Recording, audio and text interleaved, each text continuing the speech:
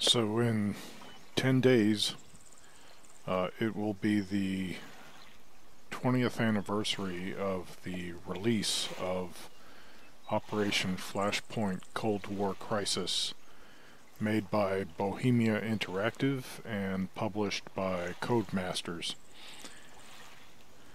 It was a little before this that I was sent a press copy of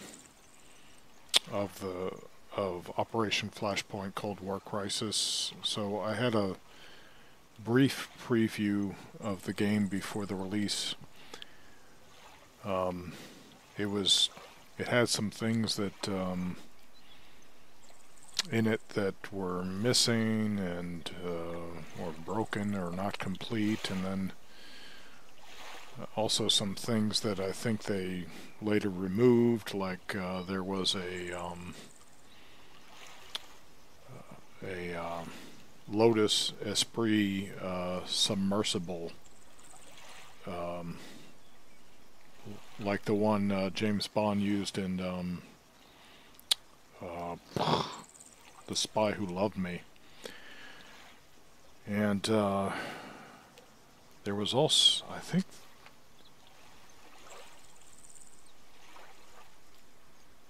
I'm not sure, that maybe it was an add-on. I might be confusing this with an add-on. I'm not sure if there was also a Space 1999 Eagle model in the game also. But that might have been an add-on somebody made. Anyway, so there were some things that were in the game that later got removed.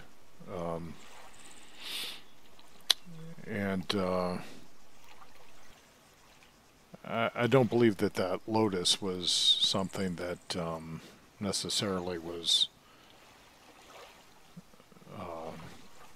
easy to find in the like the mission editor. I think you may have had to script it in, like actually go into the maybe the mission SQM and put in the code for that model in order to access it. Anyway, but the year before, I had noticed screenshots of Operation Flashpoint Cold War Crisis, and I became one of about 20 or so English-speaking fans that would hang out at And1's fan site for the game, and we would with great excitement wait for each new screenshot and discuss the development of the game with the devs. They would answer our questions and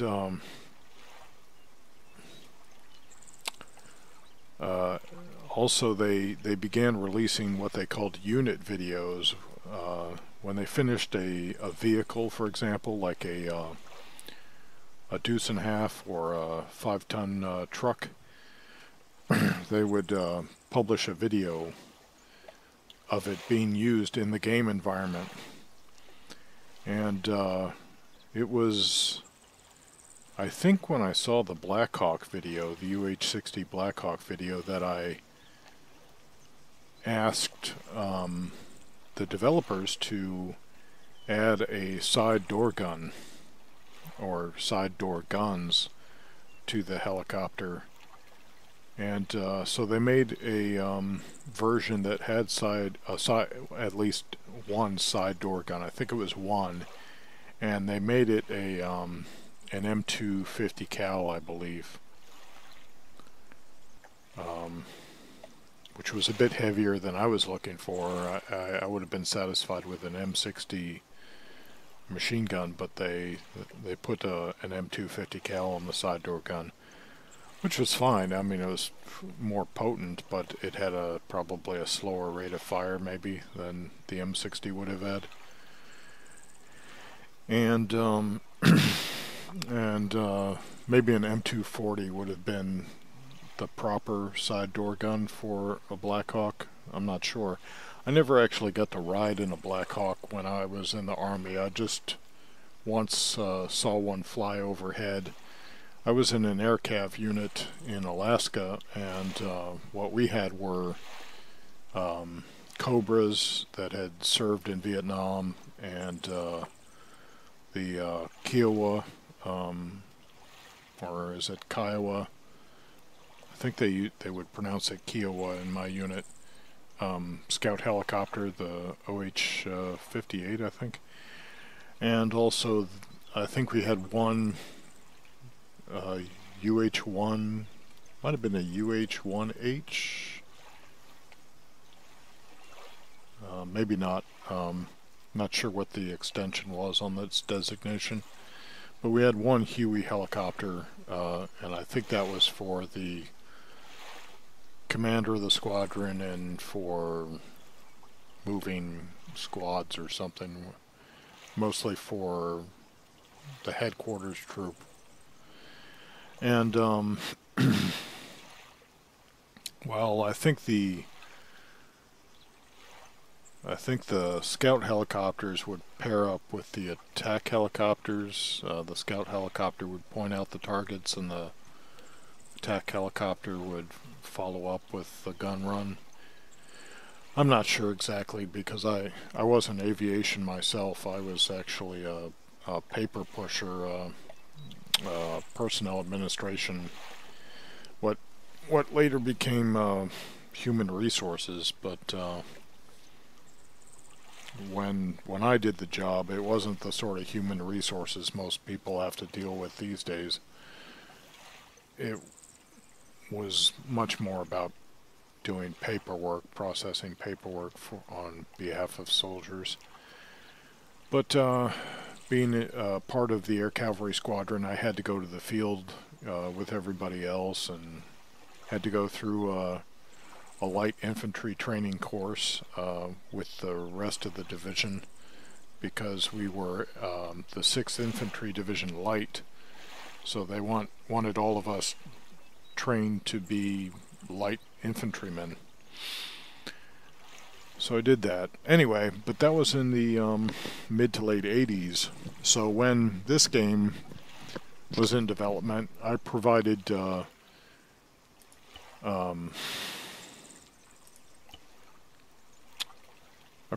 feedback and you know, advised on what I thought could be improved or made more authentic. One of these, if I could find it,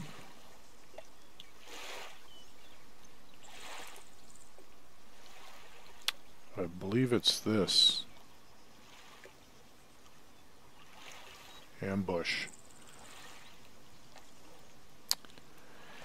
I believe Ambush was the mission that was part of the single-player demo for Operation Flashpoint Cold War Crisis.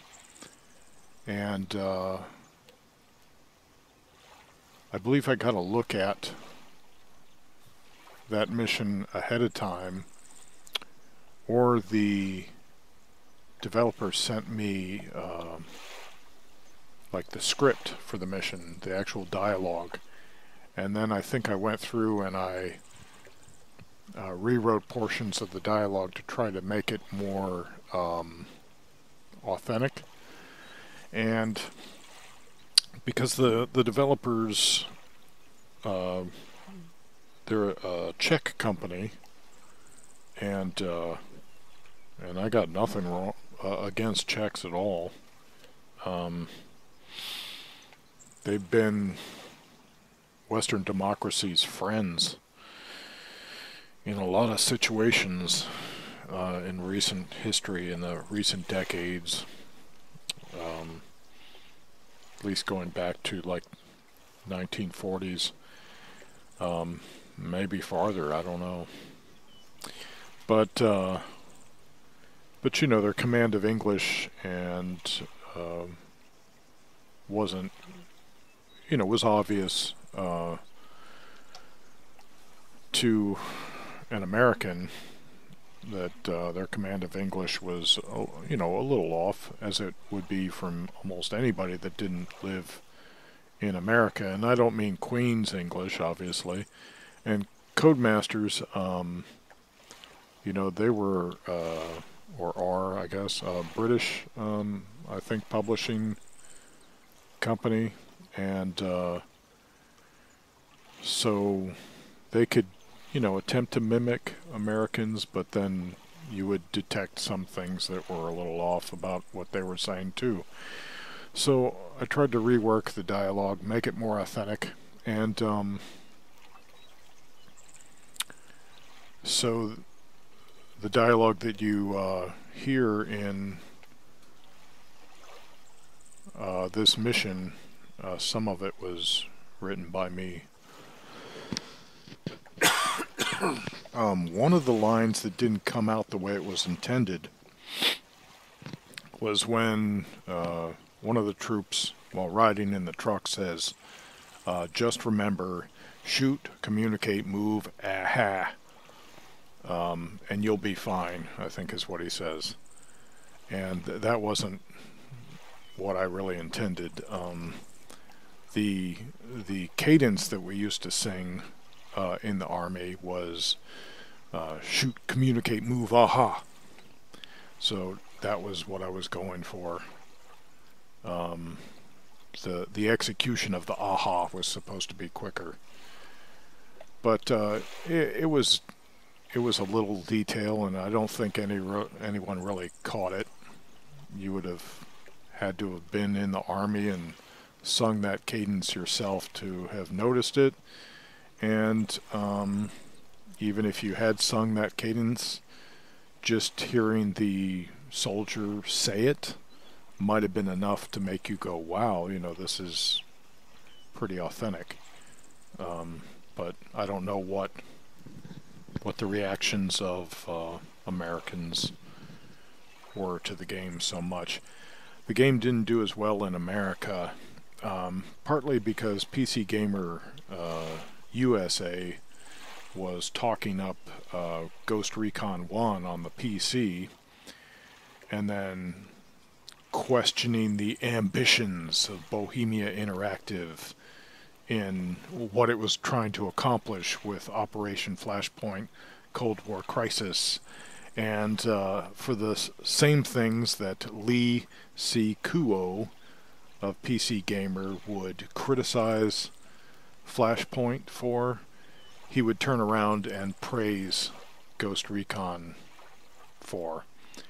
And the reason, I think, is that PC Gamer USA had a long-standing relationship, a mutually beneficial relationship with Red Storm Entertainment. And I don't have any problems with Red Storm Entertainment. I loved its products.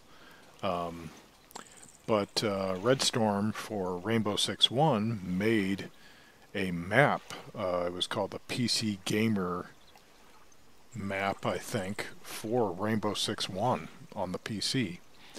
And that map was found on the PC Gamer disc. So if you wanted that map, you had to get it off the disc. Eventually, I think you could find it online for download. And it was kind of a cool map, especially if you wanted to do some sniping, because it had a tower in each corner of the map and then like a cityscape between it. And you had city streets and bridges, and it was kind of a cool map to play. But Ghost Recon was made from an updated Rogue Spear engine, which meant it was made for close quarters battle, CQB, MOUT, FIBUA, whatever you want to call it. And that was kind of glaringly obvious. I mean, there were some really ridiculous things about Ghost Recon 1 that were not seen in Operation Flashpoint Cold War Crisis. One was that you could be in a wooded area, and here comes an enemy troop, all by himself, no backup, no buddy, not part of a squad, just standing ramrod straight, aiming his rifle at you as if he was indoors in a CQB environment. And that's how you would encounter the enemy in Ghost Recon 1. And it wasn't until, like, I think Island Thunder, and then there was another Ghost Recon 1 expansion that might have improved on things. But it wasn't until then that I began to see, like, actual fire teams in Ghost Recon, you know, that you would have to take on. And it might have been because, like, Ghost Recon 1 was kind of difficult because one of the things that used to drive me crazy about Ghost Recon 1 was that the AI would shoot you, and you would like recoil from the pain of being shot, and you were unable to fire back while you were recoiling from the pain. But the very instant that you gained the ability to shoot back, the AI would once again regard you as a threat and shoot you again. And this could happen 4 or 5 times, and maybe like 1 out of 20 or 1 out of 30 times you would just manage to get your weapon to fire and just get lucky enough to put a round on the enemy so that you could gain like an advantage against the AI enemy. Otherwise, it was get shot, react, level your weapon again, get shot again, react, level your weapon again, get shot again, react, level your weapon, and this would go on until you died. It was the most, it was just beyond frustrating. Another thing that Lee C. Kuo would criticize Operation Flashpoint for was, I think, the expansiveness of the thing, or that certain missions maybe had areas that were zoned off that you wouldn't access, right? Meanwhile, Ghost Recon 1 had actual invisible walls that you could not walk through. In Flashpoint, maybe you would go into that other zone and it would tell you, no, you need to turn back. Or maybe you would get hit with artillery or something that would kill you to let you know that, hey, you need to listen to what you're being told, because you're going out of the mission staging area, you know, the AO, the area of operations. But in Ghost Recon 1, you had limited box-like levels with invisible walls. But Lee C. Kuo of PC Gamer wouldn't criticize that.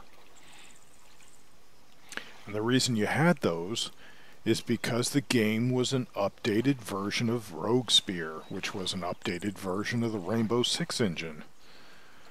It was made for fighting in a box. You know, it was a game with limited levels. But not so with Operation Flashpoint Cold War Crisis. This was an open world combat simulator, full spectrum warfare combat simulator. And this was the year before that Battlefield 1942 came out. Why was Battlefield 1942 more popular than Cold War Crisis? I think it was because Cold War Crisis had a dated lobby, I guess you could call it, like mission setup, where all the players who would participate in a mission would go into the lobby, and then you would start the mission, and then no players after that could join the mission. But even worse, if you lost connection to the mission, which often happened, you could not reconnect to the mission. And this would not be fixed until Operation Flashpoint Elite on the classic black Xbox, which that one change resulted in an immensely fun, replayable version of Operation Flashpoint. And really, Operation Flashpoint Elite was Operation Flashpoint Cold War Crisis plus the Operation Flashpoint Resistance expansion, all boxed up together as Operation Flashpoint Elite, and then in some areas a little bit dumbed down, like in the mission editor. The mission editor was more simplistic than what it actually was in Cold War Crisis or Resistance, as I remember it. In fact, I think the mission editor that you find in Arma Cold War Rearmed may be the same mission editor that was found in Operation Flashpoint Elite. It was not as powerful as the one that was, at least the one in Resistance, as I remember it. So, but that didn't matter, because for the classic black Xbox, lots of us made missions for that version of the game. We shared them with each other.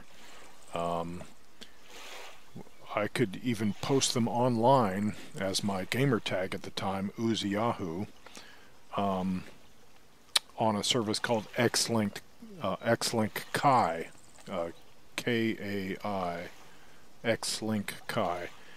And I had to buy this special device to download the missions from my Xbox to the device.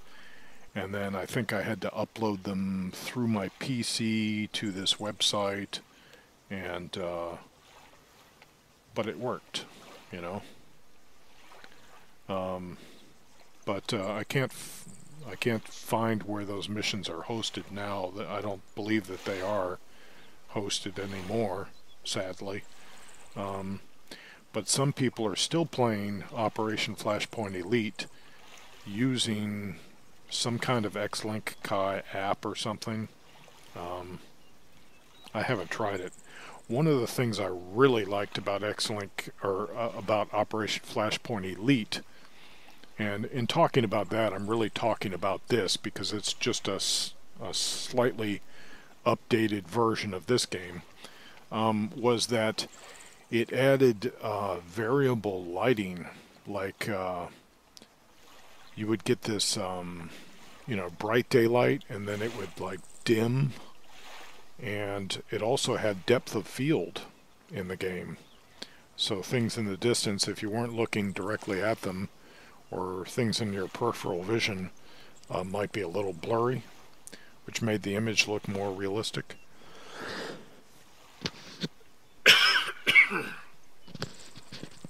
But another thing that it added that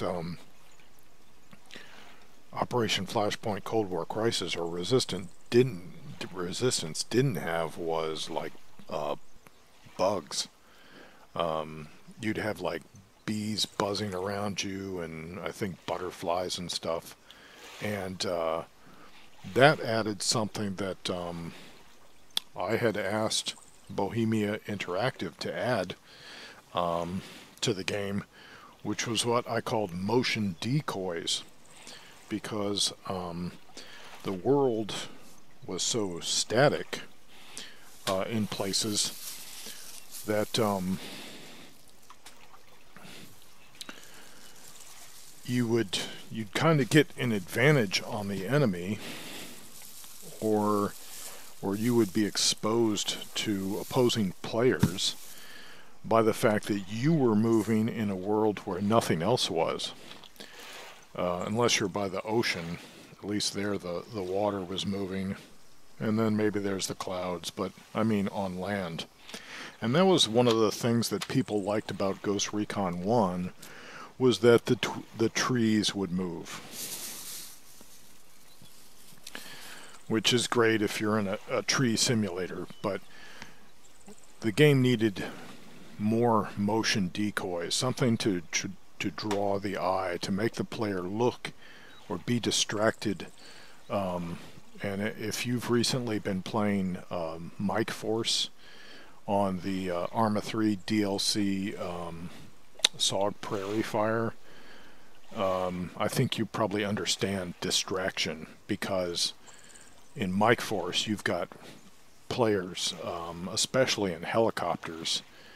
You'll be in the middle of a firefight and then you've got helicopters all over buzzing around, and it can be distracting. So sometimes you're looking up at the sky at a helicopter instead of scanning for targets on the ground like you should be. So the bugs in Operation Flashpoint Elite provided some motion decoys to distract the player.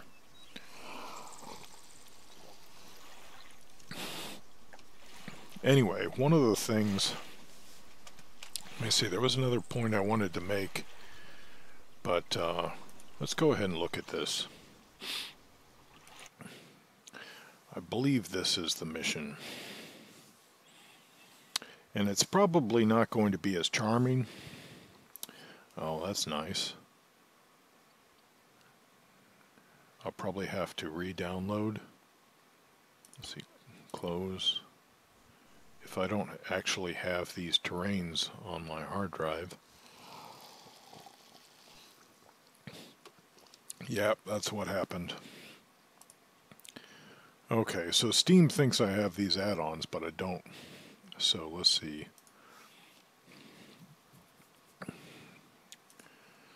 That's because I deleted them by hand, I think. Cold War, Rearmed. So I think it's the missions that have these requirements. So I have CBA 3, and I need this. So I don't know if I need to unsubscribe and then resubscribe. Yeah, it's re-downloading it. Okay. And then this one, I need to unsubscribe and then resubscribe. And then it says Cup Terrains. I need Cup Terrains Core and Maps. So I've already got Core, so I need Maps.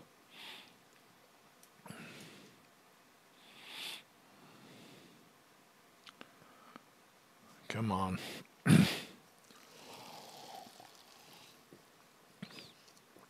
So what this does is provides the come on, give it to me.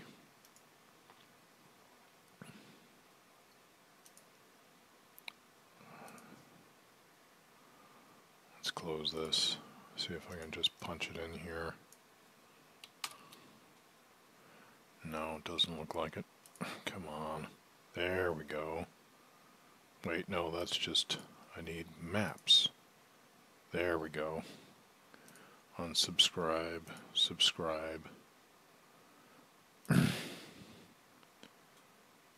And let's check that I've got everything for this. Yeah, no dependencies, it looks like. What about this one?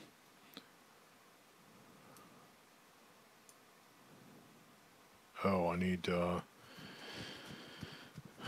weapons, vehicles, units, also weapons. Golly, I don't know what's going on with... I've heard the recent Windows updates have been causing all sorts of problems. Alright, fine, we'll go with vehicles then.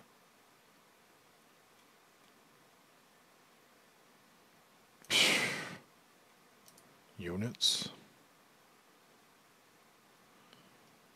Come on.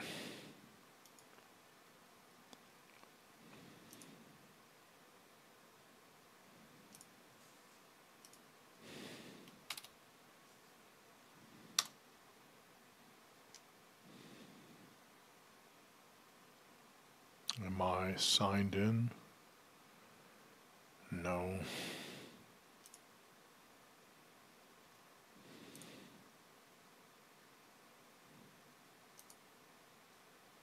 There we go.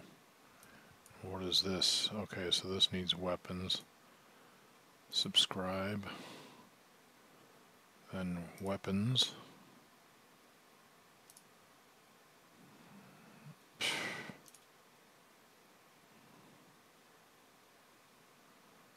Weapons.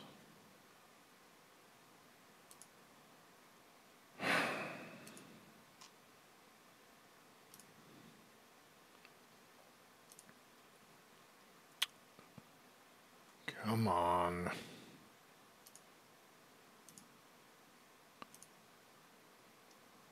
Core.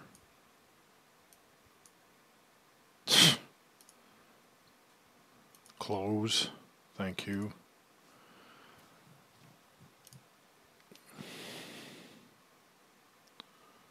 Let's see if I can expand that window a bit.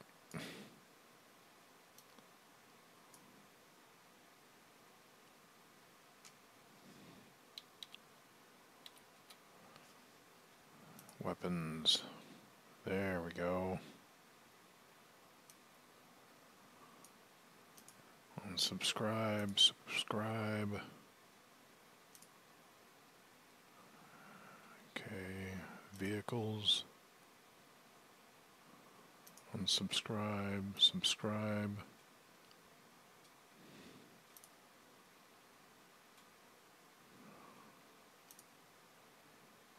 And I think I grabbed these already, right?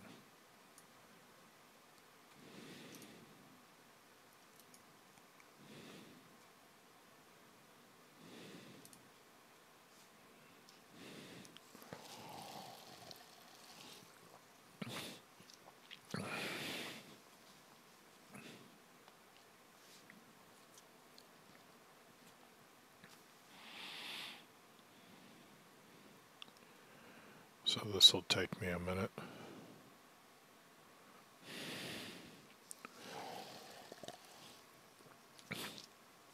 Now, I want to give Ghost Recon 1 credit where it's due. And that is that being built on an updated Rogue Spear engine, the game shined when it got time to actually engage in CQB. One of the nice things about it was that you could actually shoot through corners. So it added some ballistic penetration to the game, and that also made slicing the pie a lot more tense. But the problem with that was that Ghost Recon 1's maps weren't really, or didn't really lend themselves to all that much CQB. I think there were some exceptions, like I think there were some tunnel systems or something, but they were mostly designed as outdoors combat maps. So those didn't lend themselves to CQB. Those were, you know, those were supposed to be intermediate range engagements. And the vehicles in Ghost Recon 1 were they were pretty robotic and scripted. If you saw how vehicles worked in Rogue Spear, you'll know what I mean, because that's about how they worked in Ghost Recon 1. Compare Operation Flashpoint Cold War Crisis, where the vehicles looked much more like they were interacting with the world physically.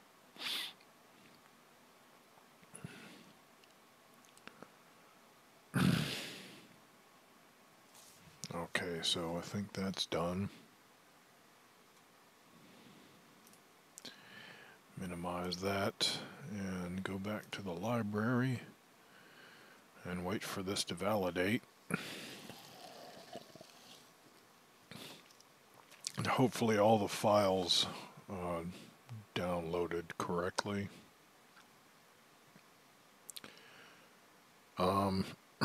So there was a title, however, that was made on the Ghost Recon 1 engine, and it may have been updated for the title, and that was called Sum of All Fears, which you can find Sum of All Fears on Steam, but I'm not sure if it runs all that well. And that's an unfortunate thing that happens with a lot of these Red Storm Entertainment titles, is that with the newer versions of Windows, they don't run correctly.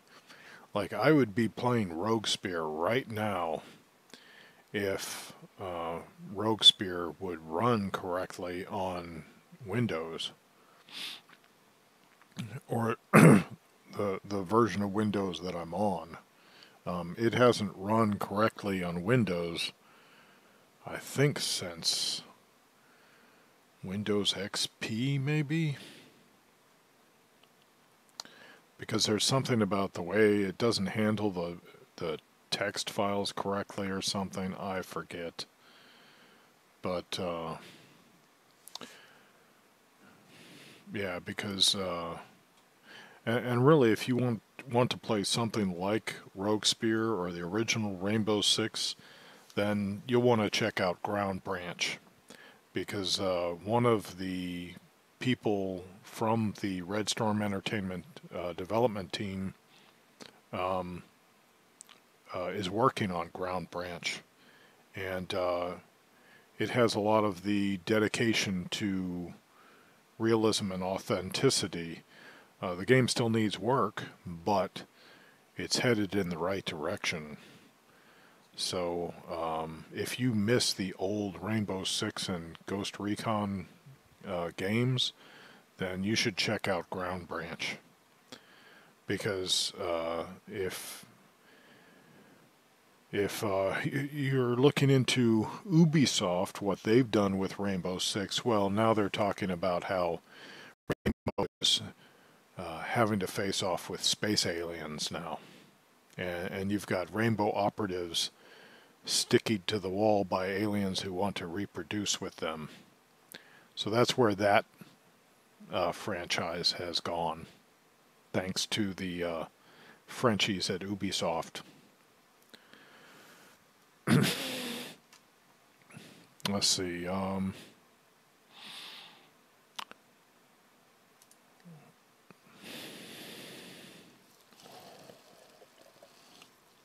And I know everybody's talking about space aliens right now,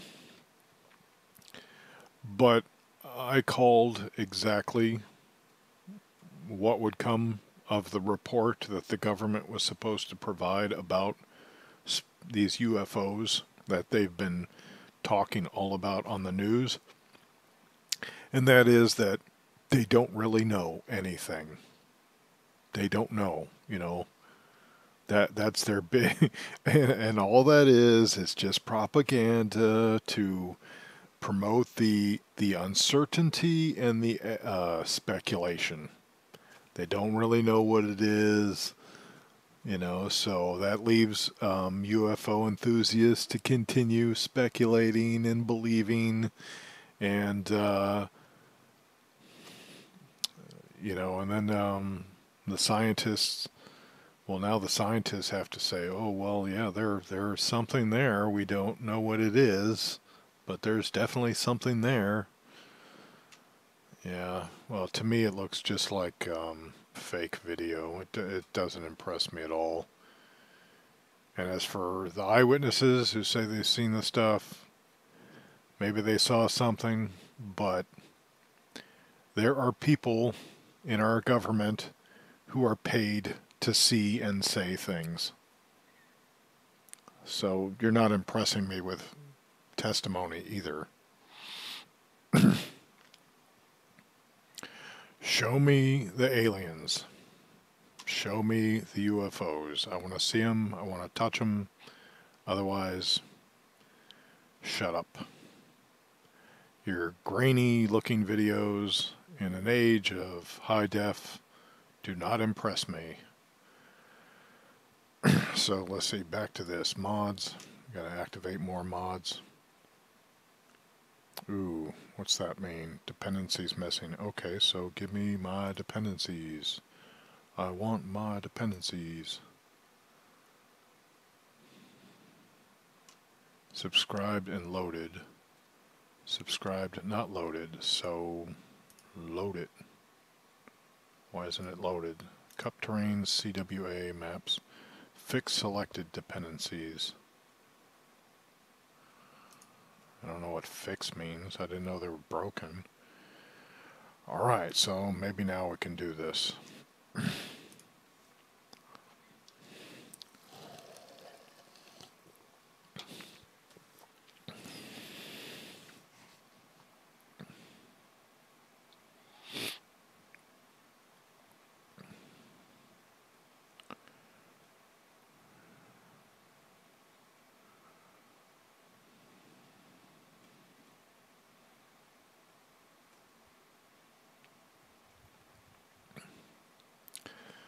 Yeah, so as we learn more about the universe, it seems clear that there's life all over the universe in one form or another, but there seems to be a certain stupidity in sentient life that makes it very fragile and rare.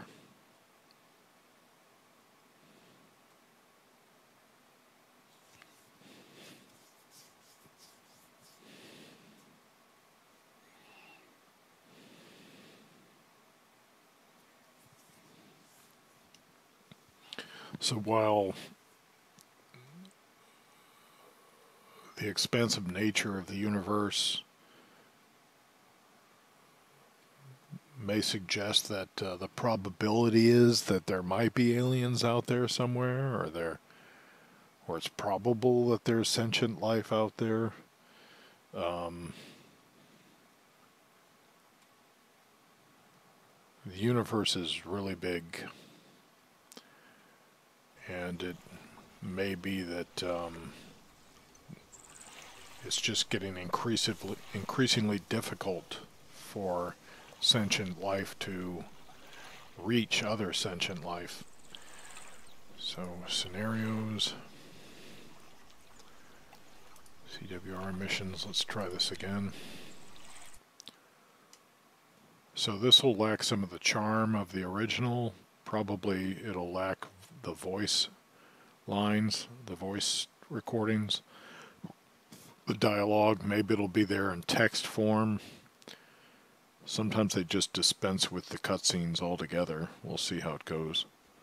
So far this is looking close. What's the situation, sir? Any activity in the village? Yeah. Well, Corporal, the enemy is starting to move around, but nothing looks too threatening. Oh, it's really foggy. They don't look too entrenched. I can see some infantry, 10, maybe 20. And there's one BMP.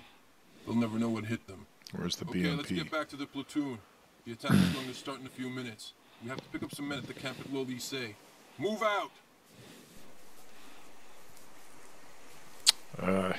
He had an actual gold rank patch on his soft cap when it should have been a subdued rank patch.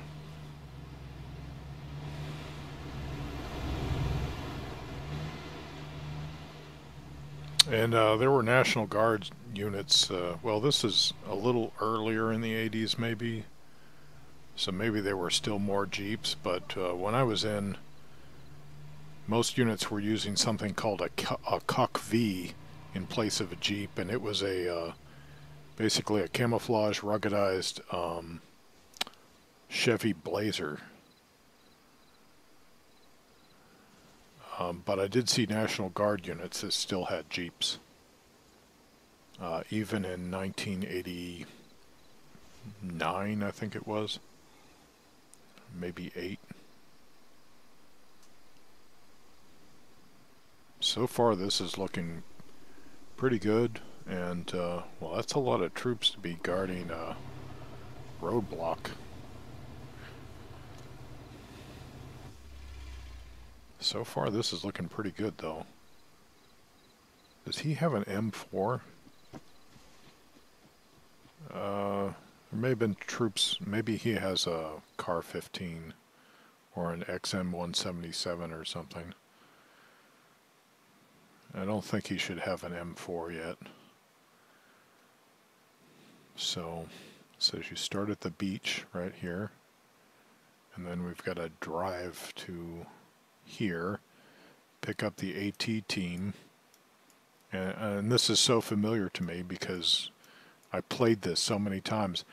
And one of the amazing things that came out of the release of this public demo of Operation Flashpoint Cold War Crisis, the public single-player demo, was that even though the mission area of this, you could see, like, well, this says enemy territory, but I don't think you can really go up here much. The mission area for this mission was about like this. I don't know if you can see my cursor right now. But what players started to do was they started hacking the hexadecimal code of the mission SQM file, because they weren't, I don't think they were actually able to edit, at first at least, the mission SQM file in Notepad, because I think they had to come up with unpacking and packing utilities to do that. So what they started to do was hacking the hexadecimal code of the file, and so they started just making missions like down here. They had air cav missions and air assault missions where you'd ride in on a helicopter and the helicopter would drop you off, and then you had to, you know, assault the troops in the tree line, and they were doing all kinds of crazy stuff. And so a lady named the Avon Lady, at least as I knew her, because she was in my squad for the game, she was supposed to have been a mother of numerous children, living, I believe, in Jerusalem in Israel. And she made a website called the Avon Ladies OFP FAQ, or FAQ. And she had like answers to common questions about the game, and then she also had copies of some of these hacked missions that people made that you could download from her. So she was like a predecessor to OFP Info, I think, was like the main place you would go to get missions and add-ons for Operation Flashpoint, Cold War Crisis, and Resistance. So even before the game was released, players were playing missions that the developers never intended for them to access, you know, and playing on areas of the map that the developers didn't intend for them to play on yet. So that was an amazing thing about the game, and it was just a foreshadowing, really, of the modding community that would grow out of this game, because not only was it open Rome, it was open experience. The game underwent like total conversion mods. You had Napoleonic Wars, you had medieval wars, Roman armies, gangsters, you know, just it was amazing, all the different ways you could play in this engine thanks to the modders. Anyway, so let's do this.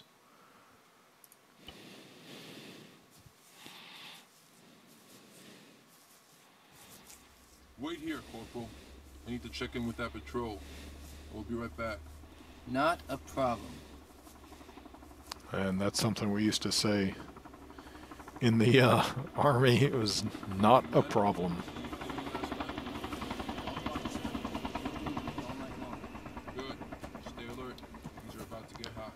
Okay. Your eyes open.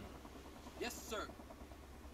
And At ease. 100 meters. Front. they're wearing Vietnam jungle boots too, which I'm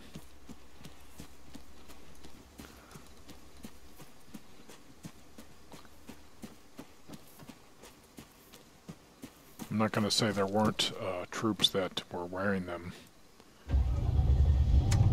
when I was in, but I had Okay, to. Corporal. This morning could get pretty hot. We're going in as part of a large offensive to eliminate the Russian presence in this sector. Ivan will probably throw some heat our way, but our area shouldn't face too much resistance. 3rd Infantry and 5th Armored are making a central assault through the mountains. You join Alpha Platoon and approach from the north. Bravo Squad will deal with any resistance on the main road to Houdan. After we seize Houdan, clearing the rest of the area will be child's play. Yeah, that's what you think.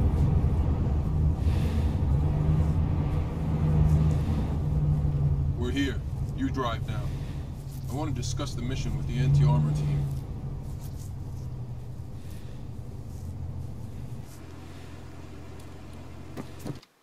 Okay, so I wanted to pause it for a second. So I wanted to give you an idea of what players were experiencing when they were experiencing this. Up to this point, they had been playing games with very small levels. And whenever a player looked at the map in this game, they could see what a large world they were playing in. When Bohemia Interactive promised them islands with unique towns and street signs that were 12 kilometers by 12 kilometers. This had not been done before, to my knowledge, and certainly not in a tactical shooter. Well, I mean, unless you count maybe Electronic Arts SEAL Team had some large maps, but I'm not sure how far you could actually travel outside of the mission area in that game, because it seemed like whenever I did that, I would get mysteriously killed by a stray bullet or something. It was kind of weird. So anyway, before that, you had these small levels. There was a series, I think, called Spec Ops. I think it was called Spec Ops, and there were at least there were maybe 1 or 2 games, and then and I take that back. There was also Delta Force 1 and Delta Force 2, but what many people don't know about Delta Force 1 and 2 is that the terrain, while the horizon goes off into the distance and the contours of the terrain go off into infinity, what most people don't know is that terrain is tiled. So you're not getting 12 kilometers by 12 kilometers of unique terrain as you are in this game at this time. And anyway, the reason that I'm showing you this game in Cold War Rearmed, which is a mod you can download for Arma 3, is because I can't get the original Operation Flashpoint Cold War Crisis, now named Arma Cold War Assault. I can't seem to get it to run on my system, so it's something having to do with the resolution, I think, that's preventing that. So I just have to show it to you here in Arma 3. So the game now looks better in Arma 3 than it did in Operation Flashpoint Cold War Crisis, but anyway, at the same time, you're getting a pretty good look at the experience. So I'll just continue.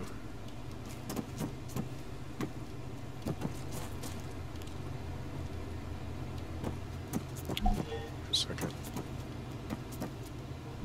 Get in. Get in that vehicle. Yeah, let me in the vehicle. There we go. Okay. All right. Wait for the others to get in. Okay, they're in, so. Great. Everyone's here. Corporal, take a ride through the camp. Okay, so another pause. Another awesome thing was, oh my gosh, I'm in a first-person shooter, and I can get in a vehicle, and the AI will get in the vehicle with me, and they'll get out of the vehicle, and I can get in as a passenger, or I can get in as a driver, and then I can drive this vehicle through this unique world. And yet this is a first-person shooter. A tactical first-person shooter. Oh my gosh. I've never done this before. Now, another game that I think may have been out before this, possibly, was Hidden and Dangerous 1 on the PC. Maybe. It may have come out after that. Let me check that real quick. And you could drive vehicles, I believe, in Hidden and Dangerous 1. There's 1 release date. And if you want to play Hidden and Dangerous 1, there's now a better version that you could download for free called Hidden and Dangerous Deluxe. So this says, yeah, Windows in EU was July 1999 or 26 July 1999. So yeah, this did come out before Operation Flashpoint Cold War Crisis. So, but again, Hidden and Dangerous 1 had very limited levels, just like Ghost Recon 1. And just like every other tactical first-person shooter up to that point. So this was something very different, and that's why, obviously, some intelligent player realized that just because there was a lock on the public demo preventing them from accessing the rest of the world, that didn't mean that they couldn't remove the lock. And so that's what they did. And then they got to sample the rest of the island. So...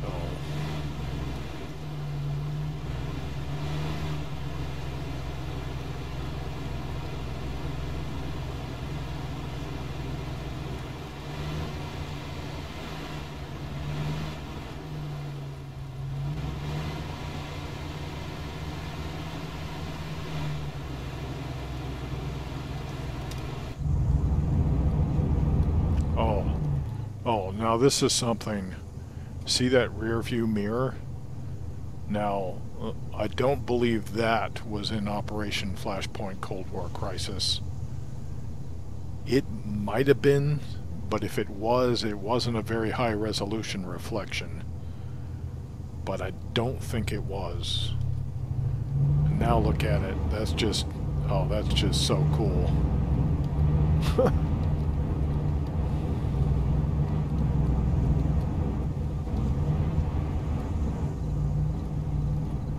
There's Bravo team. Stop here and wait for me. All right.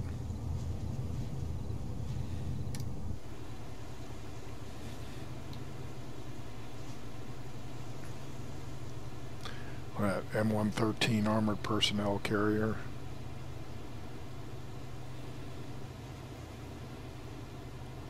American flag sends a message. M250 Cal sends a message, definitely. But this squad just kind of standing around, that's kind of unusual. They should, like, have a tent or something. Bravo team reporting. Ready to attack, sir. All right, Sergeant. Get to your position and wait for further orders. Yes, sir. They've done a pretty good job on the camera scripting here, because in Operation Flashpoint, Cold War Crisis, and Resistance, the camera scripting seemed to be a lot easier, but one problem with it was that players were able to create cheats using those camera scripts. So I guess the Bohemia Interactive decided to do away with those in later versions of Arma, which was really a shame because those camera scripts were really cool. So I always cut this way. I think usually he would tell me to cut through the trees, but I shouldn't really be giving away my position, but whatever. And being able to just drive through the trees like this was just so cool. Like,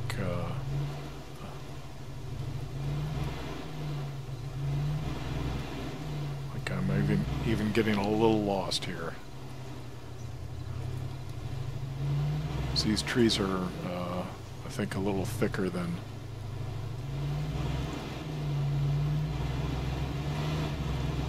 So something about these forests.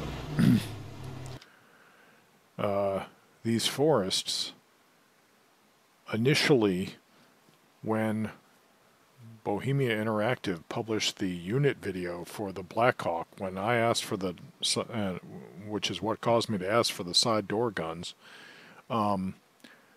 they, was that before or after? I could be getting my chronology a little wrong here, but at first, I think that may, yeah, that unit video came out after I made the request for side door guns, and we also were disappointed because Bohemia at first reported that the forests, the tree lines might only be about 50 meters deep, and then you would encounter like a wall of trees, similar to what you would see in the Congo mission in Rainbow Six 1. So, you know, we were a little disappointed and we expressed our disappointment, but Bohemia Interactive was already giving us so much that we had never seen in any other game, that it was really hard to beat down on them about that.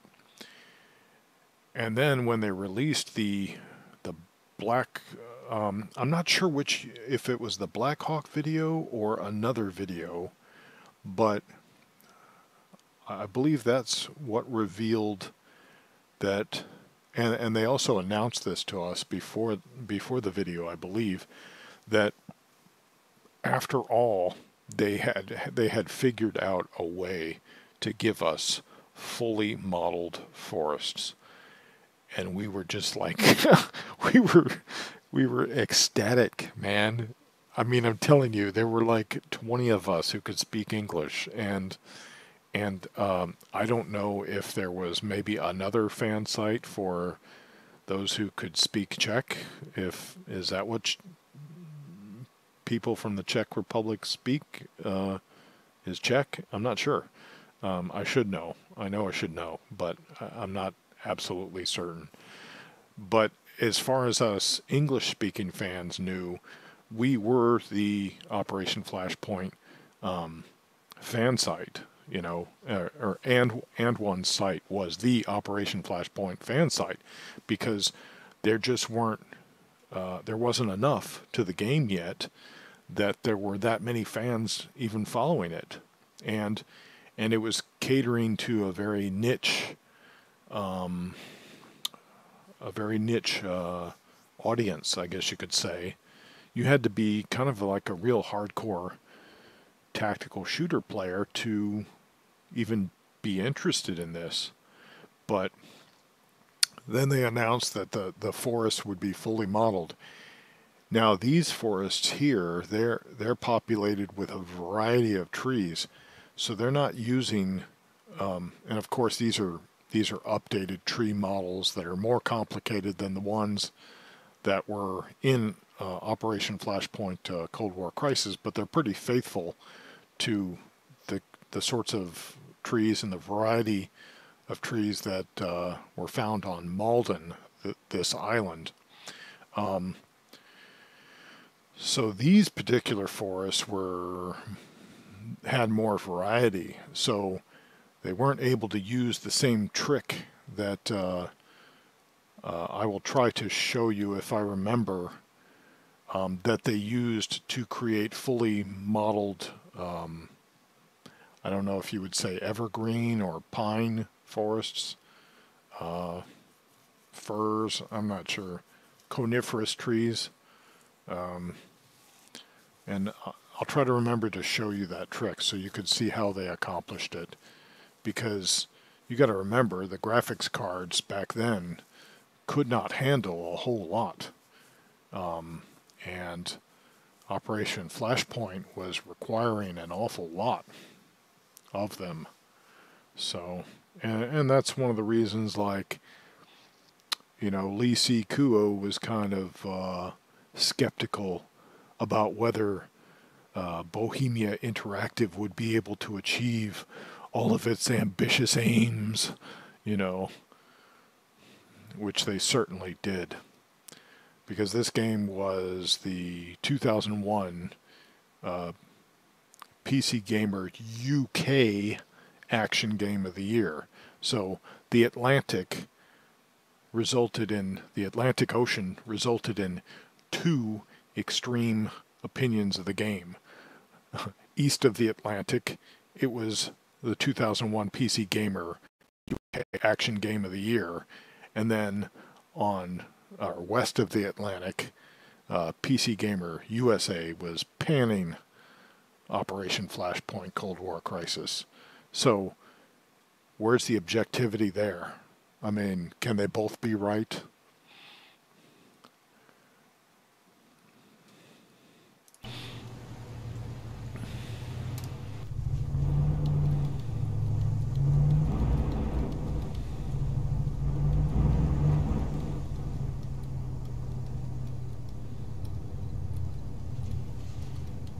Isn't he gonna tell me to... Is he gonna tell me to stop or something? Oh, okay. Just... 1, 2, 3, 4, 5, 9, 10, 11. Board that vehicle. So I want to be one of the... Ready. Ready. Standing by. Ready. Standing by. Waiting. So... Okay, so now look at this. Now this was the first time I did this in this mission. It was mind-blowing because you got to see all of these soldiers had different faces, right? These aren't the same faces as the ones in Operation Flashpoint Cold War Crisis, because the faces that were used for Operation Flashpoint Cold War Crisis were the faces of the developers themselves, and also members of Codemasters, the publishing company. Those were the faces they used for those soldiers. And some of them had a little facial hair, and I have to say they kind of looked really European and not so American, you know. Some of these faces look a lot more American to me than the ones that were in Flashpoint Cold War Crisis, but that didn't matter, because something else that was going on, aside from the fact you had all these unique faces with you in the truck, and this is very much the experience I had in the Army riding in the back of a deuce and half, by the way, is that each soldier was expressing different emotions on their faces, and when they spoke, their lips would move in unison with the words they were speaking. So you're looking around the truck and you're seeing all these different expressions on their faces, you know, almost like the drop scene from the movie Aliens, where each of the people in the Space Marine squad are handling being dropped in differently, or the scene on the amphibious landing craft at the beginning of Saving Private Ryan, where you see each soldier like psyching themselves up or handling the anxiety, I guess, of what they were about to experience. So that's what you were seeing on these faces in Operation Flashpoint Cold War Crisis when you played this demo for the first time. I haven't heard any shots yet, so the main wave can't have started. The attack has got to start soon. They're saying our wave will be the easiest, but I don't believe them. They always say that. Well, I'm not afraid, as long as you keep your head down and remember. 1, 2, 3, 4, shoot, communicate, move, aha. We should make it out in one piece. Shh, here comes the drop zone. We have to take the village over that hill. We'll only be facing infantry and light armor. Stay sharp and maintain unit cohesion. And keep your distance intervals from each other. I don't want to see one hand grenade take out half my squad. No John Wayne heroics. Understand? This is not an exercise. And I don't want to see you going home in a box. I want to see one hand grenade take out half my squad. No John Wayne. Oh, that's interesting. You repeated one of the voice lines. That was a bug in the mod, probably. Copy.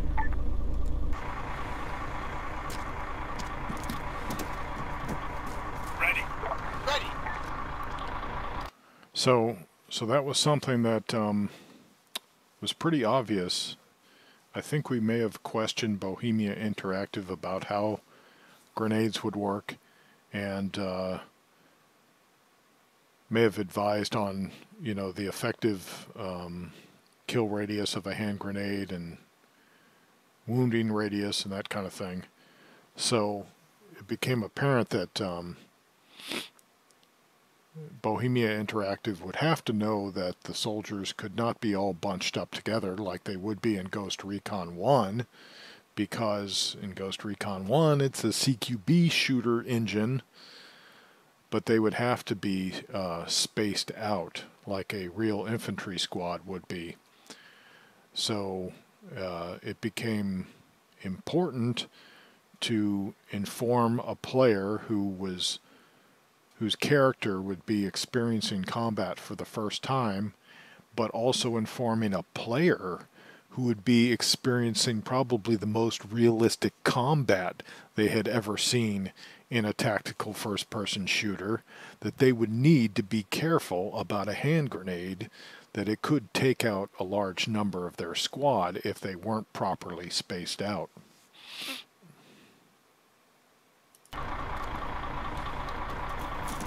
Waiting. Ready. So a little note about, I don't know if you can see my cursor, but if you look at the rear sight, this is actually an M16A1 rear sight, not an M16A2 rear sight. The lower portion of the rear of the carrying handle here is actually solid, and then there's a horizontal drum in the A2 that's I believe it's below the rear sight housing, which could be adjusted up and down, and also the sight between the leaves on or if you want to call them the fins on the left and the right, that could be adjusted left and right horizontally. So the drum would adjust the whole rear sight housing vertically. So that was one thing that didn't make it into the game, but it's not unthinkable that you could have an M16A1 upper on an M16A2 lower, but I think the way these actually function is like an A2 with a 3-round burst and no full auto.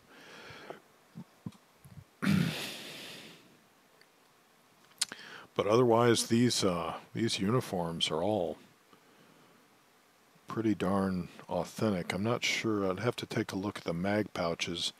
The LBE kind of looks a little canvasy. The Ellis pack looks pretty good. And the weathering on these uniforms, of course, this is the work of modders, and they've done a really good job. You've got some weathering along the stitching on the BDUs, which is pretty accurate. Like here, you can even see the lines. Again, I'm not sure if you see my cursor, but you can see the lines of the summer BDU ripstop, because you'd have these more durable threads woven into the fabric, so that if there was a tear in your BDUs, the rip would stop at those more durable threads. But let's take a look at more of the LBE here. Standing by. Standing by. So, well, this guy's got an M203. So 100 meters back. Okay, so he's an M60 gunner, so he's got M60, I'm not sure if that's a box or it just carries a belt, but he's also got an M60 belt around him, which is pretty awesome. Because I'm not sure if that was originally in the game. There's an old, is it an M8 bayonet? I forget, the old M16 bayonet this guy has. There's the entrenching tool cover. That's accurate. I think on a deployment, maybe they might wear a U.S. flag patch that's not subdued, but I'm not sure. Let's see. So if we can get ahead of these guys.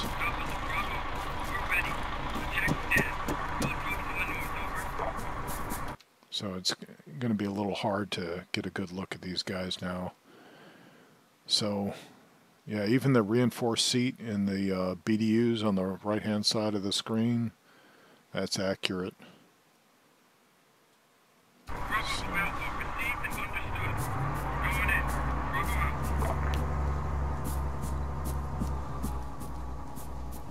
Contact!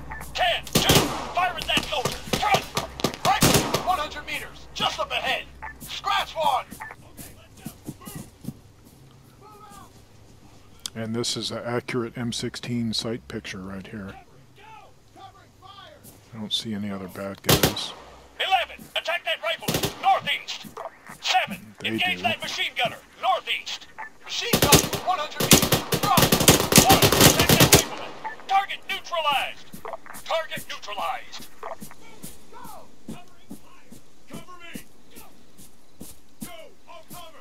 And then another thing that was really awesome was you could actually pick up the weapons of the dead, resupply yourself that way. 6, report in, over. And look at him going prone. That's realistic. Something is exploding. Not sure what. Clear. On the move. Okay, let's go. Move 100 meters, front. Covering fire! Covering fire! Russian troop. Inventory. What's he got? AK-74N, naval. Chest rig. What's in his chest rig? Bravo to Alpha. Bravo to Alpha. We're under heavy fire. Help. Jamming rendezvous. Retreating German. Alpha to Bravo. Alpha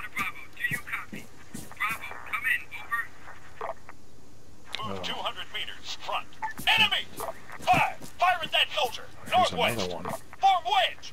Bam! 200 meters. Right up ahead. 9. Attack that rifleman. Northwest. These guys are really taking care of business. And 11. Fire at that soldier. Northwest. Alpha to base, proceeding to Udan. Hope we'll be luckier than Bravo was.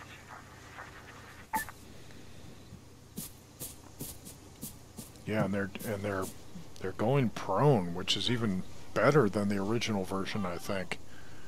I think the troops went prone, the AI went prone, but I don't think they went prone this much.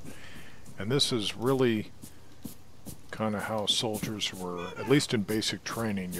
You were trained to spend a lot of time on your belly, shooting from your belly back in the 80s. Nowadays, like, especially airsofters, they think it's so cool to move around completely upright, scanning everything, but it's a good way to get shot. Look at some of the best paintballing teams. They run forward quickly, and then they get on their bellies, where they get very low to the ground.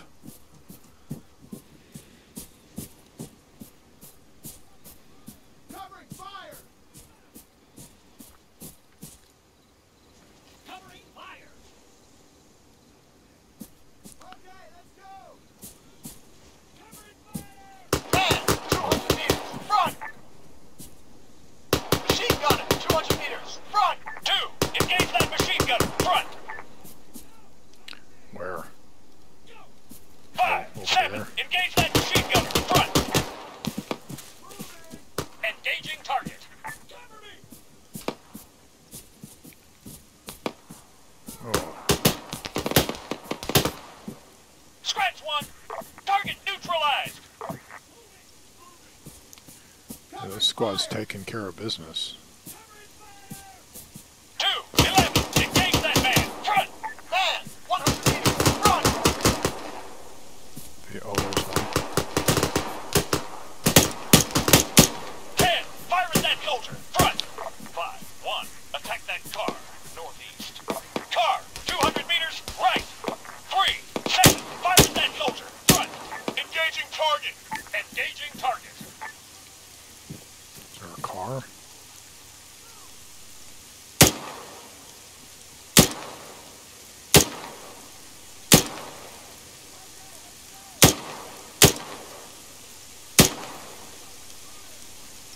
I'm not sure if there was rain in the original. 7. Fire at that soldier. Northeast. He's down. In the original mission, Copy. anyway. I'm on it. There may have been. But the rain was not... 10. Attack that rifleman. Northeast. The rain in Operation Flashpoint Cold War Crisis was not the best. Some players thought it looked really good, but I thought it was kind of weak. Where's this guy? Rifleman. 200 there's one. meters. Right. 11. Attack that rifleman. Northeast. AT soldier, 200 meters right. Man, 100 meters right. 11. Attack that AT soldier. Right. Scratch 1. Changing mags. 11. Attack that car. Northeast. AT soldier, 100 meters right flank.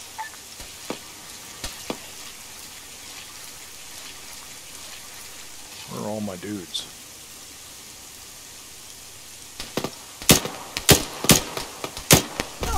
Oh. Oh, oh, oh, I'm gonna die. I'm gonna die. Medic.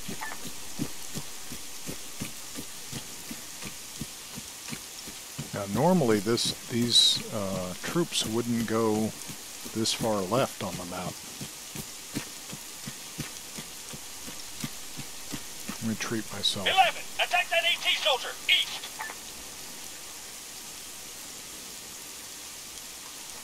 I'm not sure. We do have lots more survivors, so that's good.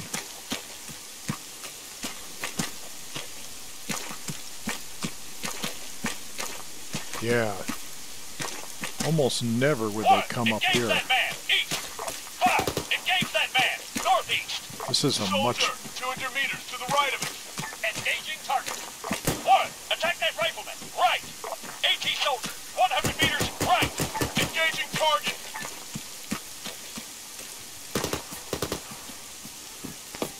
He's down. 3, attack that AT soldier, northeast. Engaging target.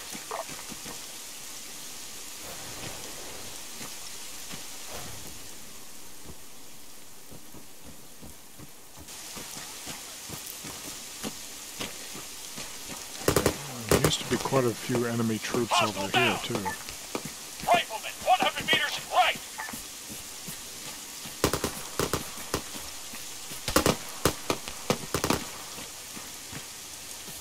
Hostile down.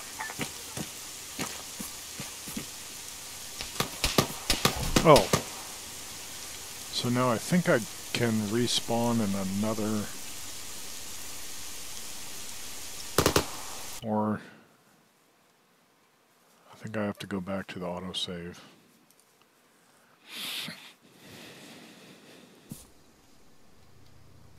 Oh yeah.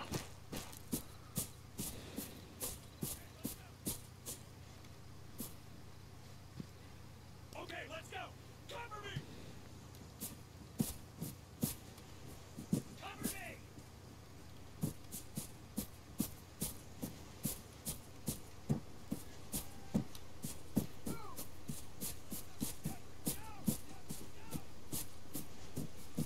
Let's see. I may not see what my audio settings are at. Effects, yeah.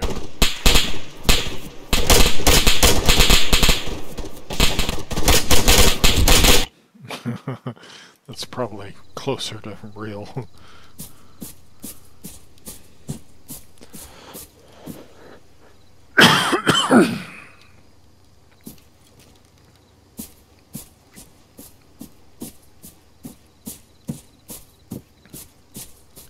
Yeah. In the original 2, version, 9, fire at that soldier, front. Engaging. more of the friendly troops would get wiped out. You'd have to often finish the mission on your own.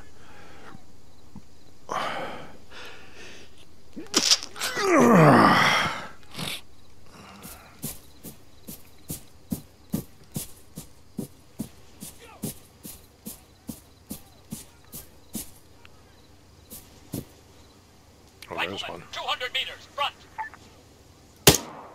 11, engage that machine gunner, north. Machine gunner. 200 meters, front.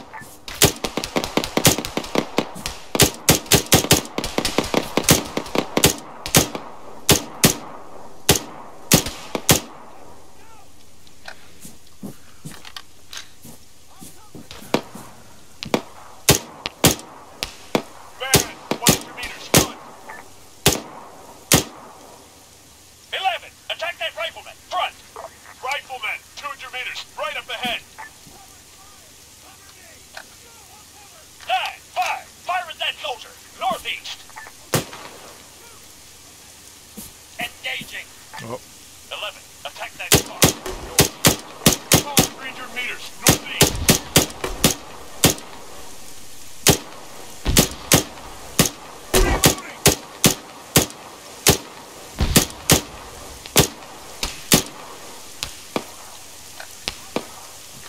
One, attack that car, right. oh, grenade took him out.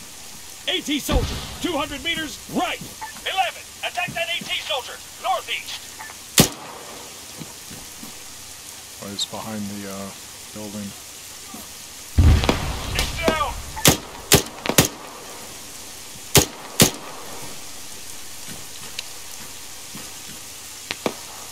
Van, 200 meters, right.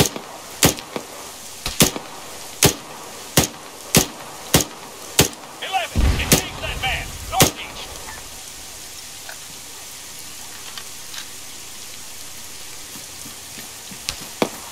Man, 200 meters, right. AT soldier.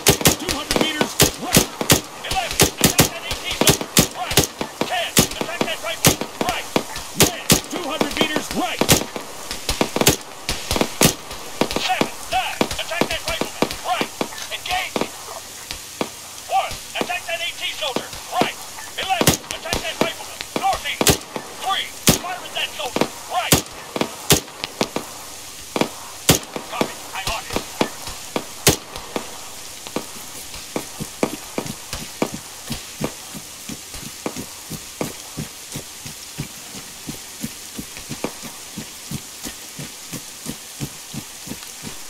Now, at the top it says that this is an M16A1E1, but it has a round handguard. So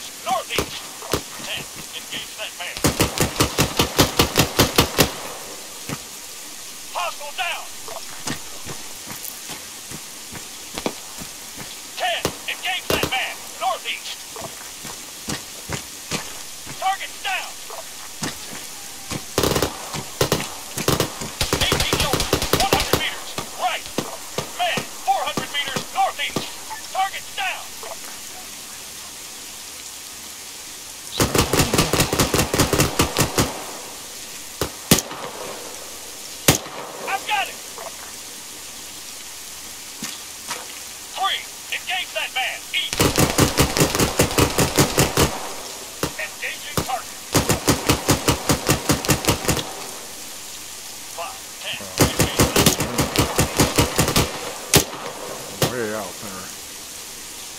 Right, 100 meters, right. 11, engage that man. He's down.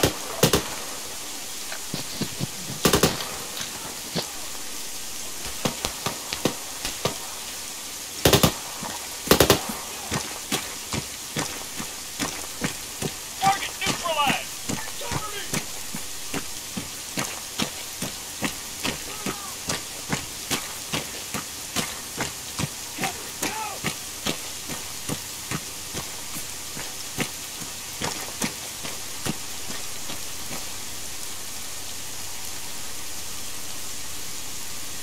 That's got a PK.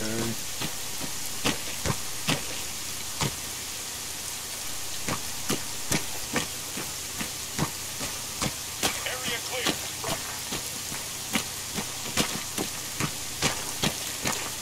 Move 400 meters east. Form line.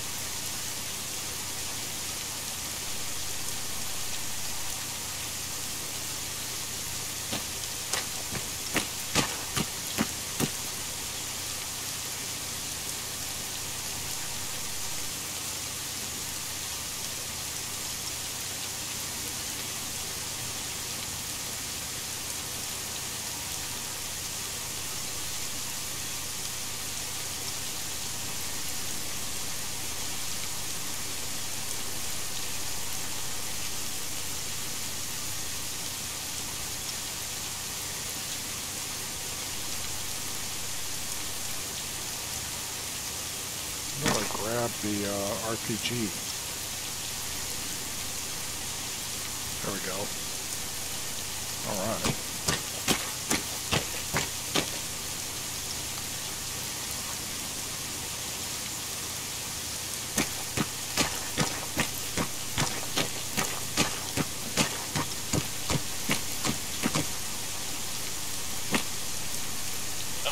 Return to formation.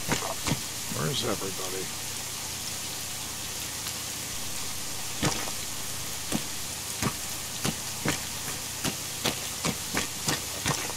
Where is everybody?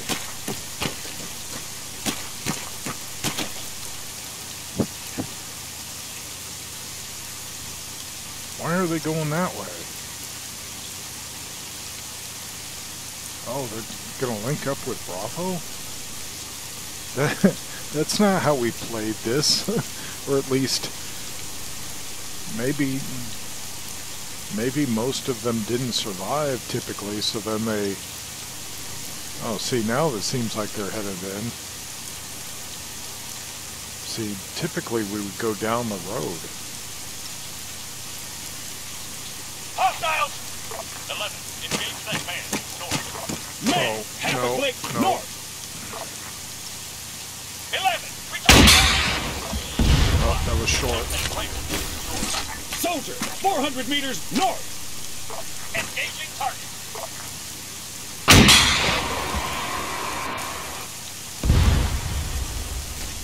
That didn't get him.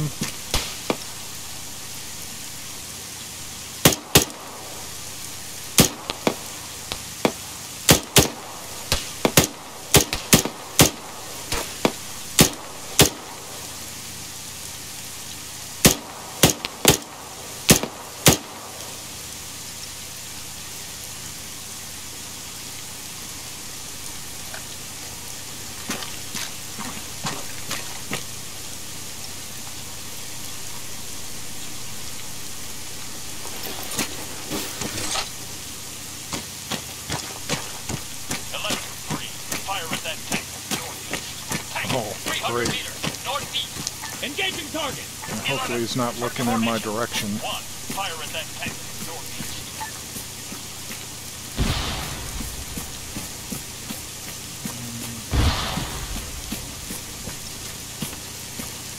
9, fire at that tank northeast.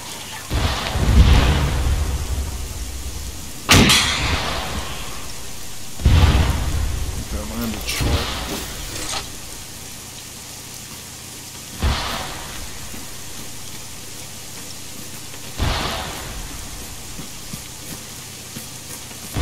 Launching grenades against it. Copy, I'm on him.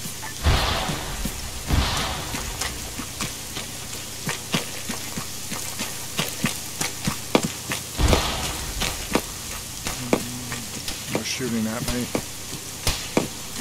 No. 300 meters, northeast. No. Attack that ET northeast. Get him off me. Cannot comply. Engaging target. 7, fire at that tank northeast. I don't know if I'll be able to hit it. Come on, get these guys off me. Oh. Attack that rifle northeast. Whoa. Engaging target.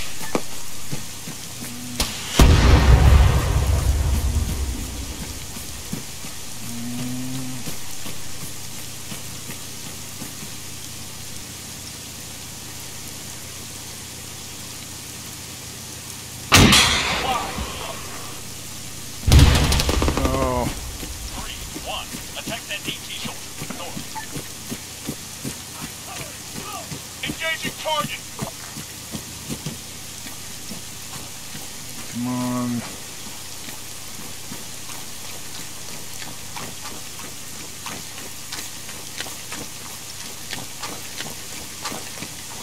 I don't know if we have anything to take care of that BMP now. Soldier, 300 meters left. 9, 7, engage that man northeast. Rifleman, 200 meters left. Engage the target. AT soldier, 75 meters left. 9, 7, attack that rifleman northeast. Hostile down. Engage the target. Caught on a bush. Scratch one.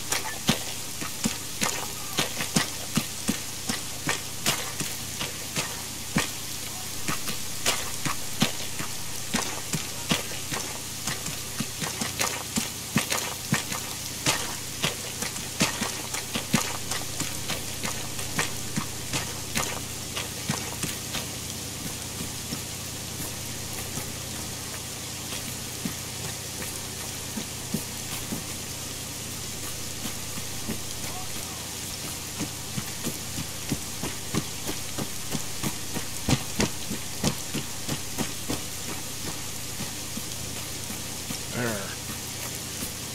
Might be able to do more good down here. 3, 2, attack that rifleman. Left. Engage the target.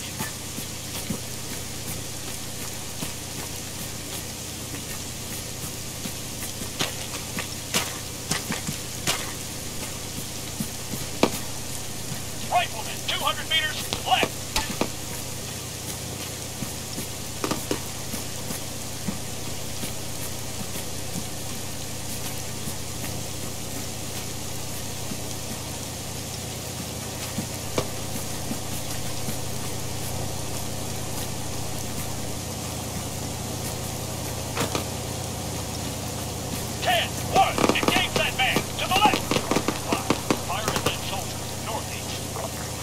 That's not far enough. Engaging!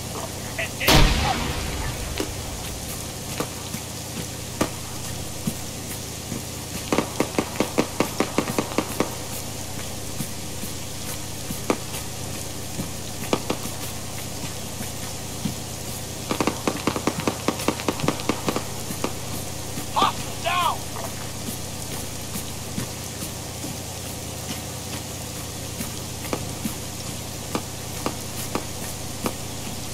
Strike one!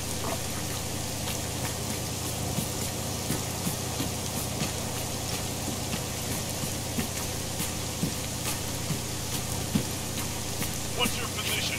Grid 070 068. Soldier, 100 meters, left flank. 3, fire at that soldier, north. 2, engage that man, northeast. Soldier, 75 meters left. Copy, I'm on it. 5, attack that rifleman, north. Target neutralized. Oh.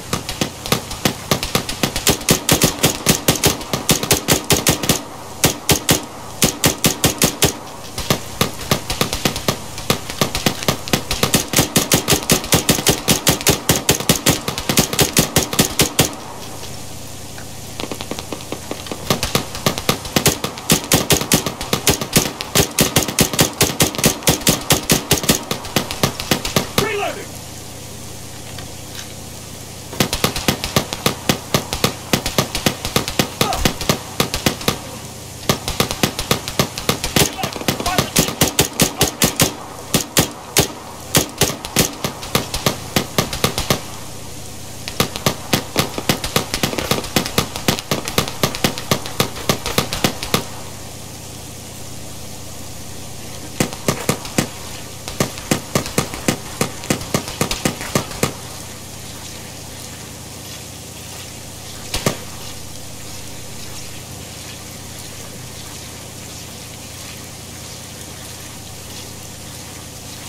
What's your position?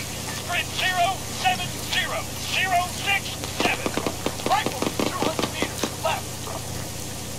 He's down.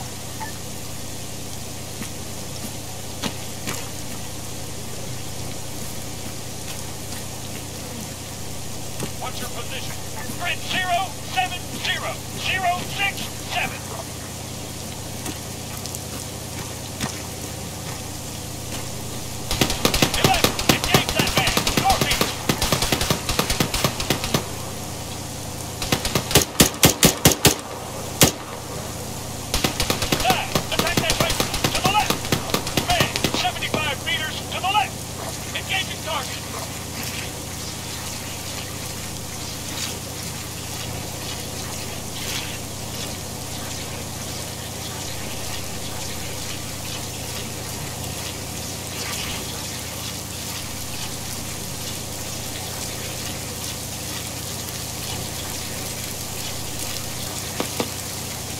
He's down!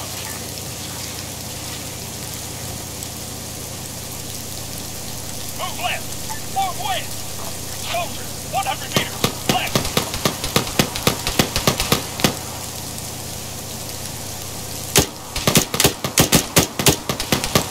Was he in that building?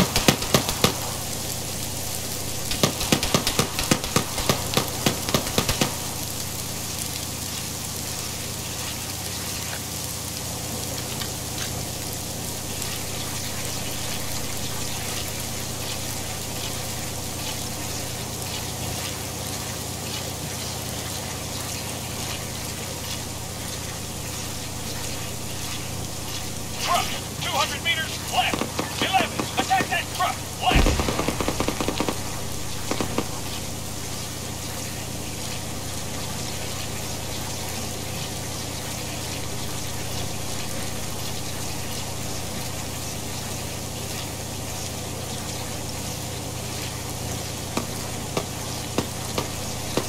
Rifle, 100 meters left.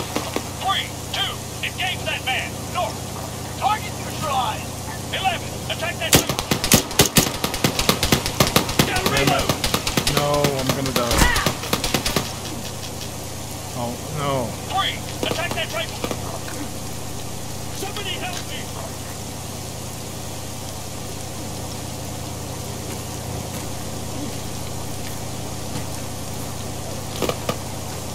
Two, fire at that soldier. To the left. 4, heal that soldier. 11, get support.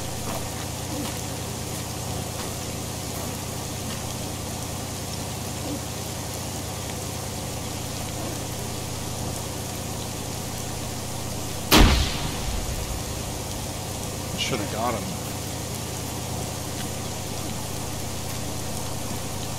Area clear.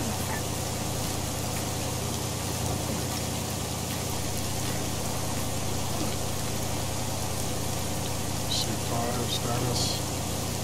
I need a medic!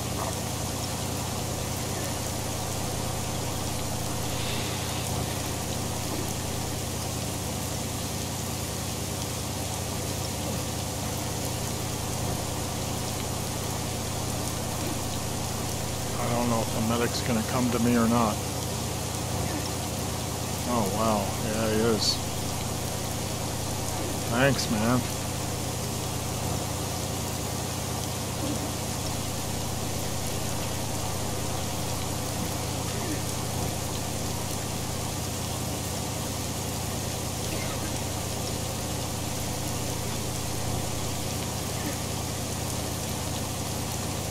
Waiting.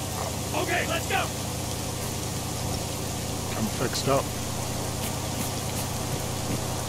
Now another thing I can show you.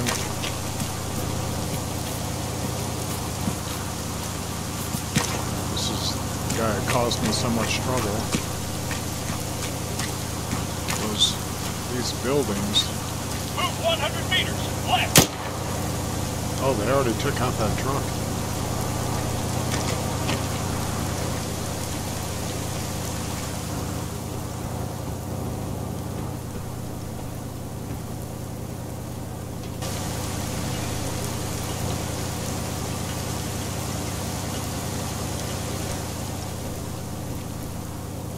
The other thing that was kind of so new to us was being able to fight in built-up areas, like being able to get up in the attic of these buildings, shoot from the windows.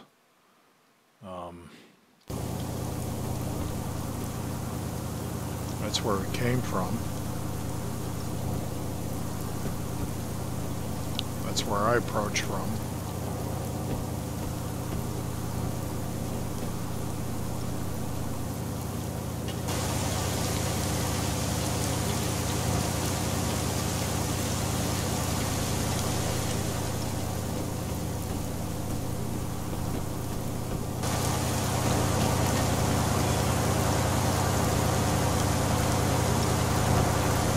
This BMP must be damaged. I need ammo. I'm covering, go! Moving! Running low on ammo. Okay, let's go! 11, rearm. I need ammo.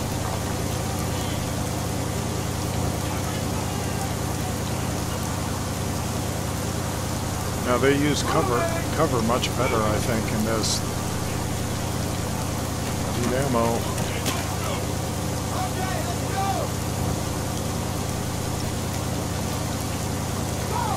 Running low on ammo.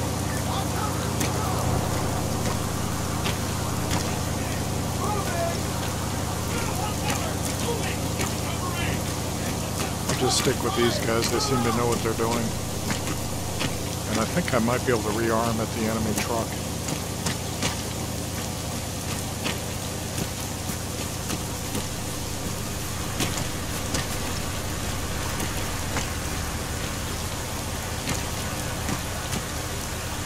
buggers.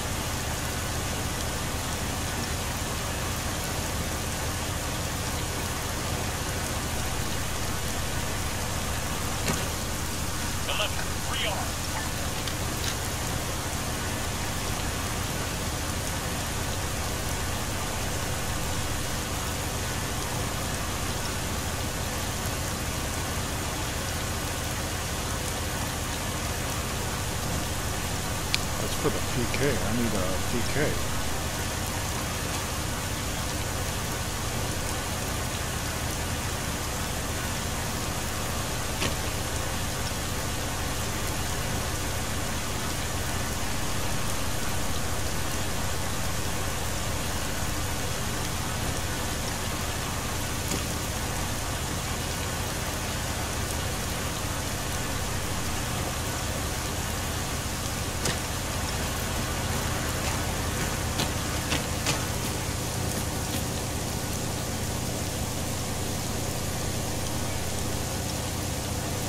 Move 100 meters, right.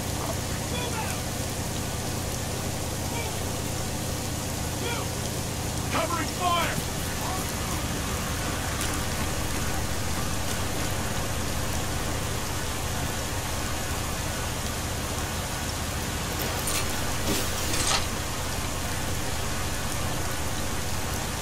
There we go.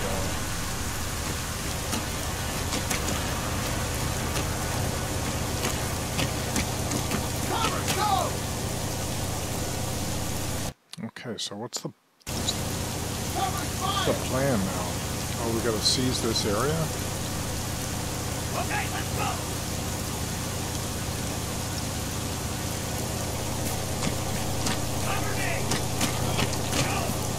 Oh, I think I gotta take out the BMP.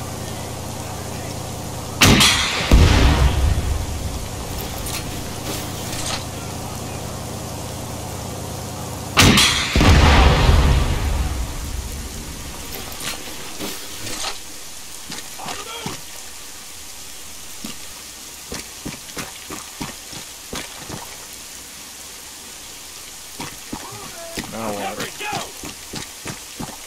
Is our extract coming?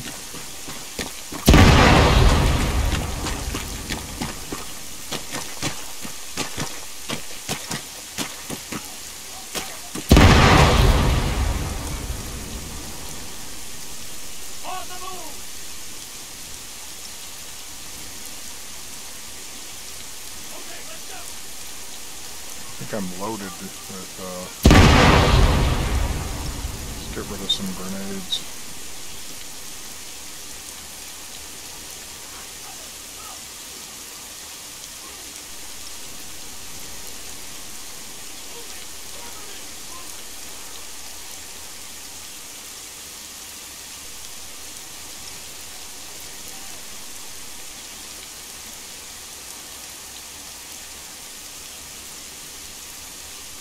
There we go.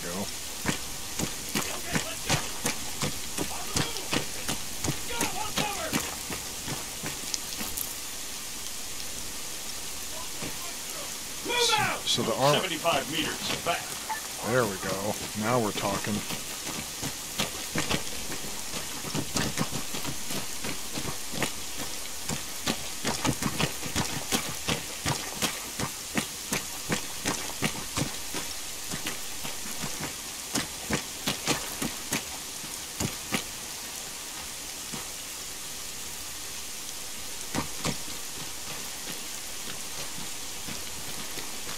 Don't get burned on the vehicle.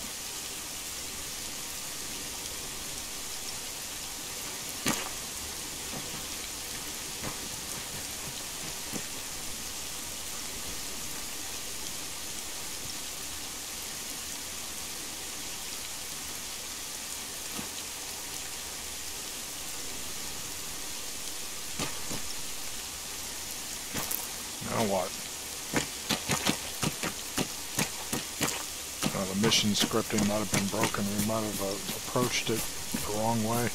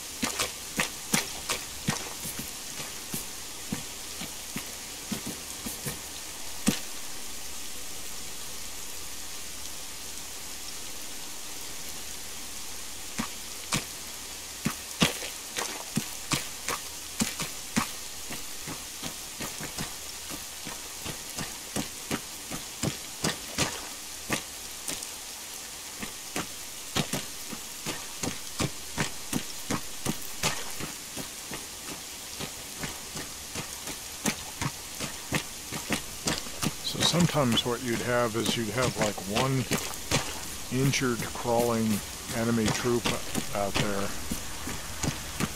And you'd have to go finish them off, find them, finish them off in order to... Oh, you know what? I bet this is what's holding things up.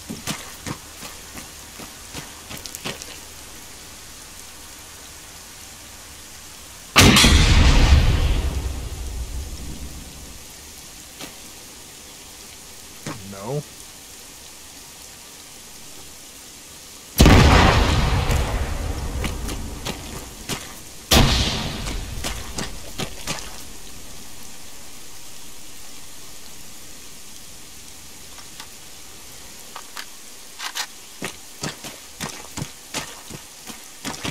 No, that's not it.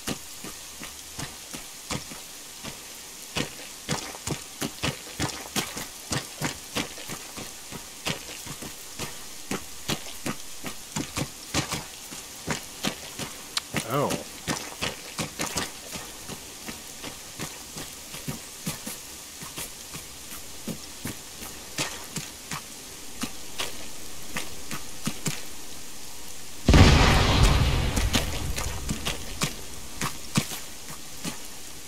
Oh, what's this? Oh wow, look at all this stuff. Oh my gosh, look at all this stuff. I could have been using all this. Here, maybe if I take one of these.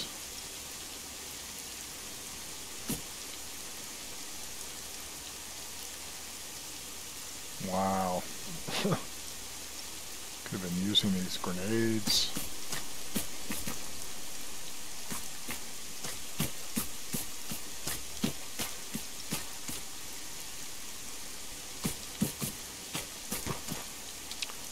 Okay, so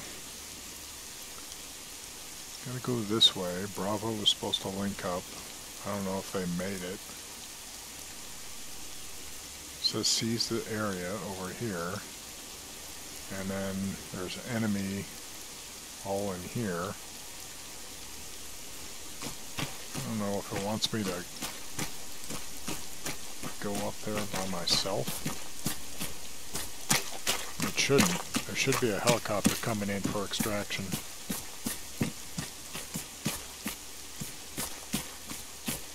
Let's see if Bravo made it.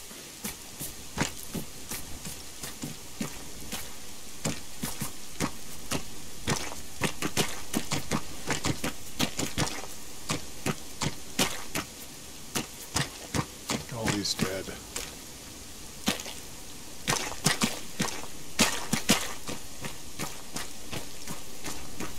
I think this must be Bravo. They got chewed up by the BMP, I guess.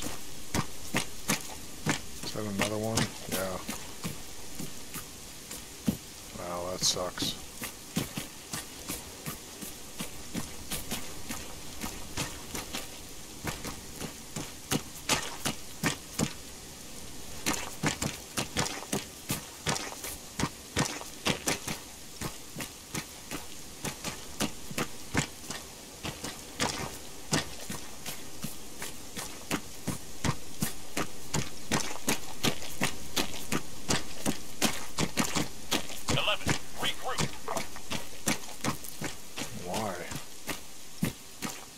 Not doing anything.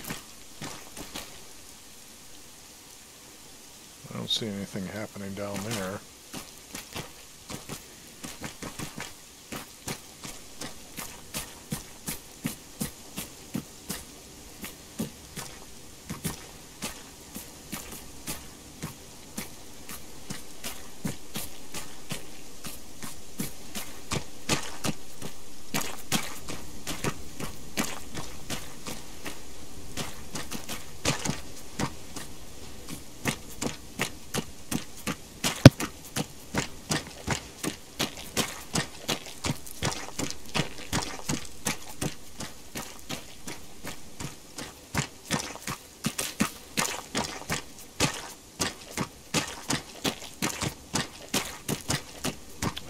Maybe if I take that flag down.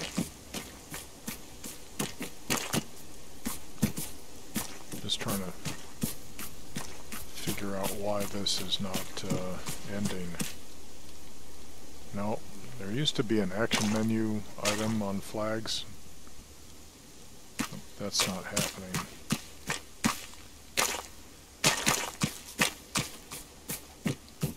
Let's see, one thing you can do in this that you couldn't do before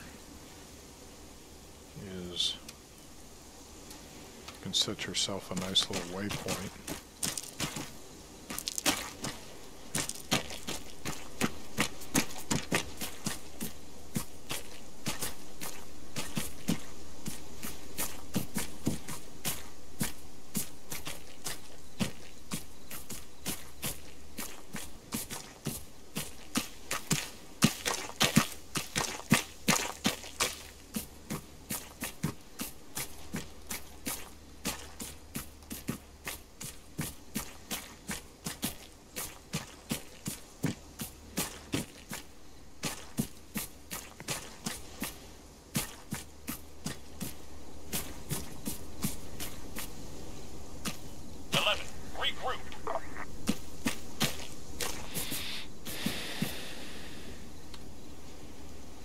So that didn't do anything.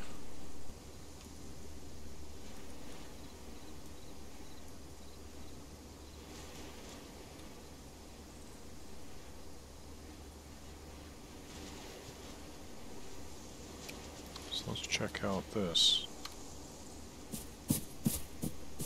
1.3 kilometers away. Now, ordinarily in this mission, you wouldn't, I think, go very far up this road and it would end or something. I'm not sure if it would tell you that you were missing an action.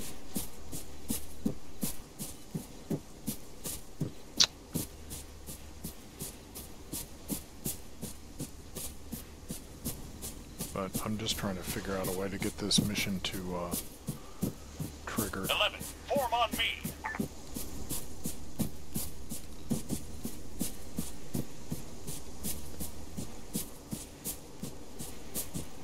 And again, this is a mod. This is not the original game. But you could have like triggering hiccups in the original mission that would prevent the mission from ending. So you'd have to go back to the save point and do it again, which I don't really want to do right now.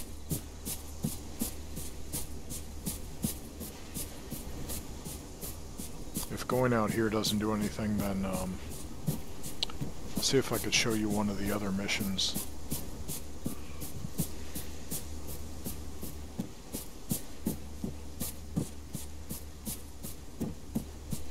And then 11, rally up. And this was the only mission where I rewrote any dialogue.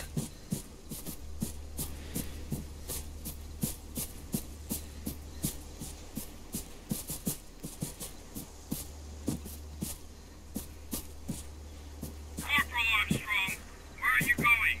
Get back! Yeah, see?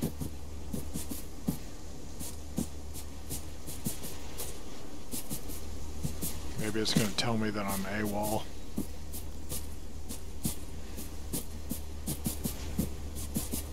Maybe our helicopter got shot down. Well, that's looking like it's up in the mountains or something.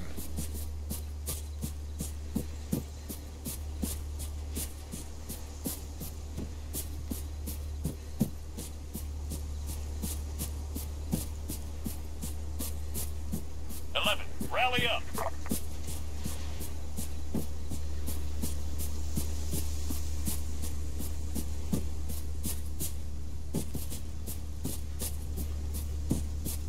Wait. Enemy!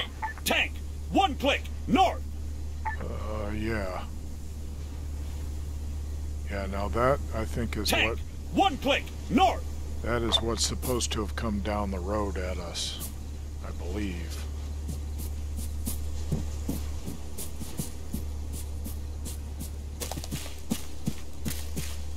I don't really have anything to deal with that now, Or do I?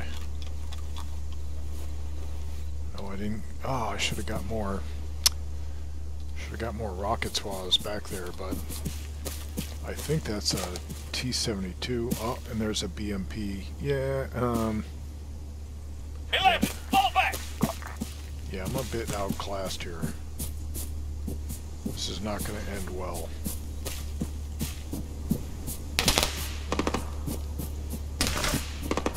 Now, if he fires a round, an explosive round, I'm really done.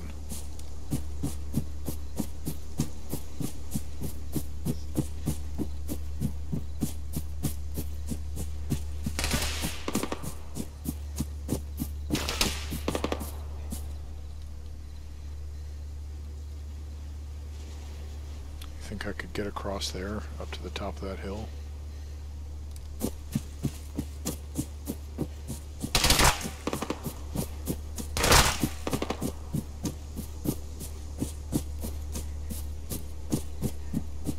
Wow. Can't believe it.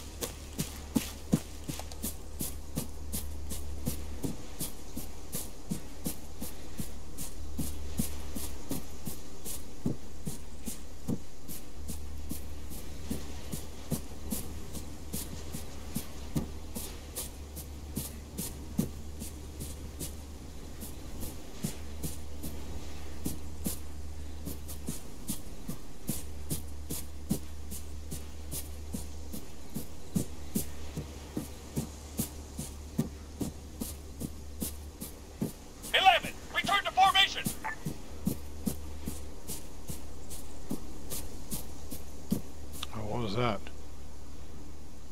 Did I die? Oh, mission failed. You're hopelessly lost, see? So, yeah, I killed some stuff, but only one friendly died on our squad. Your kills, civilians? I killed a house, is that what it's saying? I didn't know it was possible to even kill houses in this game.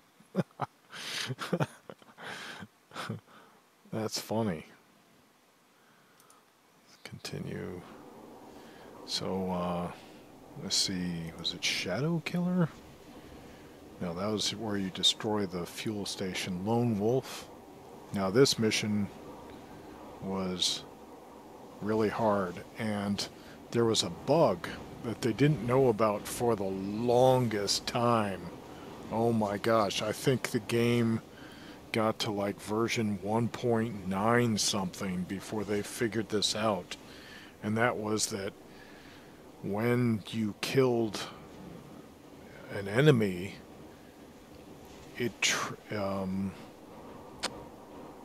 other enemies became aware of your location. So it didn't matter if you killed them silently or not. And somehow we players didn't realize this, and the developers didn't realize it until late after the release. But that wound up just making this mission even harder.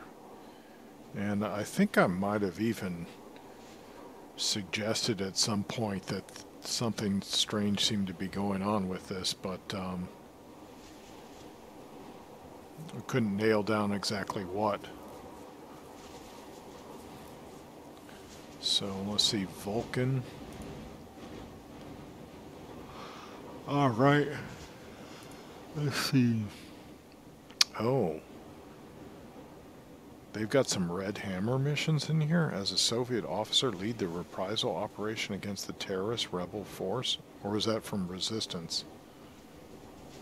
That sounds like a Red Hammer mission. No, ground attack was a really easy one. We could do that. Steal the car wasn't too difficult. Yeah, these are some Red Hammer missions, I think. Beach landing was pretty crazy, if I remember correctly. Yeah, assassinate senior U.S. commanders on Malden. That's gotta be a Red Hammer mission. So, Bomberman.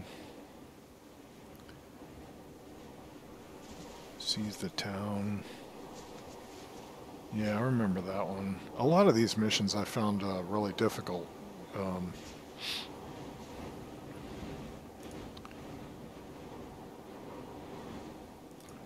Oh, Battlefields. That was a classic one that really showed like how much crap you could have going on at the same time. And for a lot of players, this one would just bring their system to a screeching, like a slideshow, I guess you'd call it. Battlefields 2. I didn't remember there being a Battlefields 2. Huh. Clean Sweep 3? Wow, I'm gonna have fun with some of these. Convoy Attack.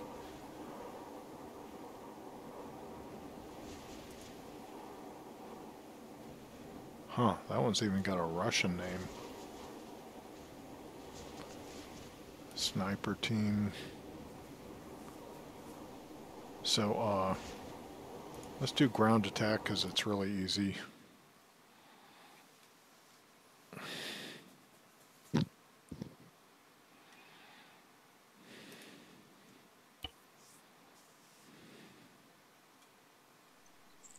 It's just kind of amazing that, you know, here it is 20 years later. The Arma series is still going. There's talk about, and this is not whisper advertising for Arma Reforger, but there's talk about something called Arma Reforger, which Reforger was a an exercise that they used to hold, I believe in Europe, not in Korea. It was like a combined exercise that they would hold with Allied forces to practice defending against a Soviet attack, conventional attack. But some are saying that they believe that might be Arma 4. And that there may be an Arma 5 coming. But, anyway, I'm going to get in this pilot. Oh, yeah, let me show you that. I'm not sure that this was originally in the game. See that? These were on the scout helicopters in my Air Cavalry Squadron. That was used, I believe, to cut cables. If the helicopter flew into a cable, this would catch it theoretically, and then I think it would cut the cable, and hopefully allow the helicopter to survive. But the OH-58 would have one on top, and then I believe one on the bottom underneath the nose.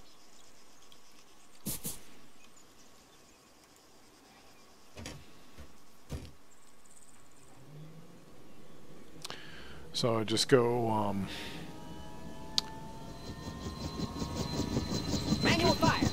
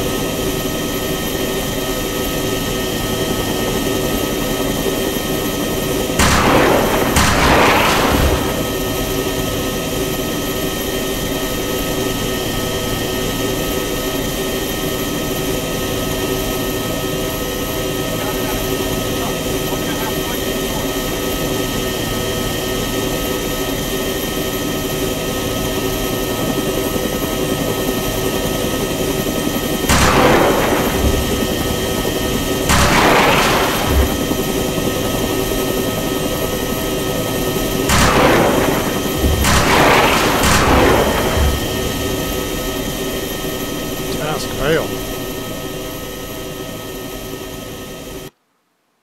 One must have went north of the town and I didn't see it. What the heck? Never fail that mission. Interesting. Okay. I didn't see a BMP anywhere. Usually there's a BMP. Anyway, let's try, was it Shadow Killer? Lone Wolf.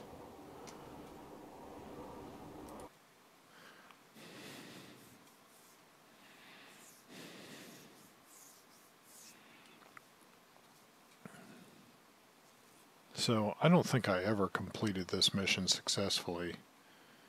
I'd like to say it's because of that aforementioned bug, but I don't think so. I think it was, I don't know, I just had trouble with this one.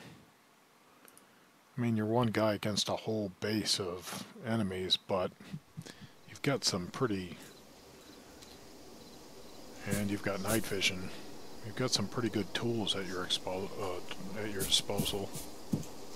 like 3 satchel charges, silenced MP5, which I'll just put it on single shot, and was it east I wanted to go, or southeast?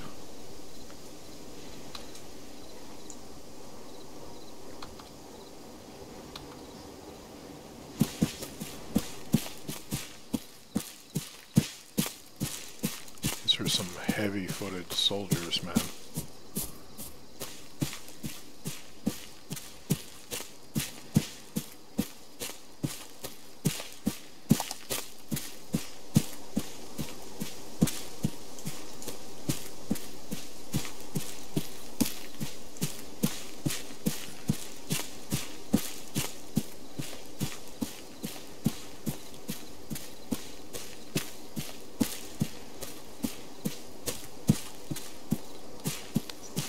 Get up here and you'd have a pretty good look at the base.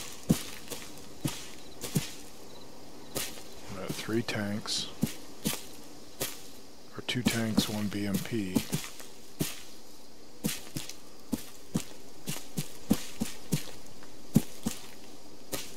A bunch of enemy trucks.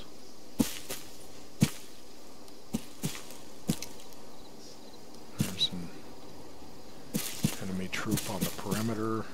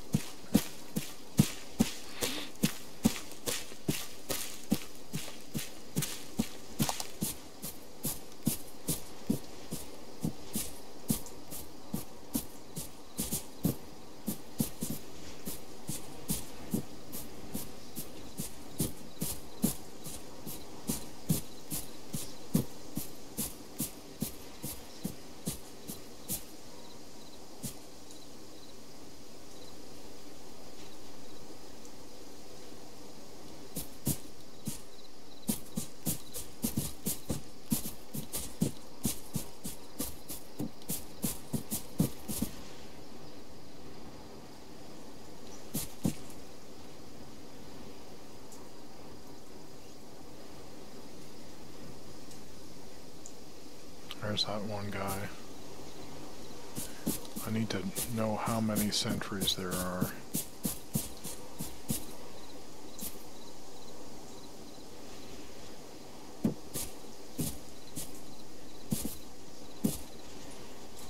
I don't see any in the base.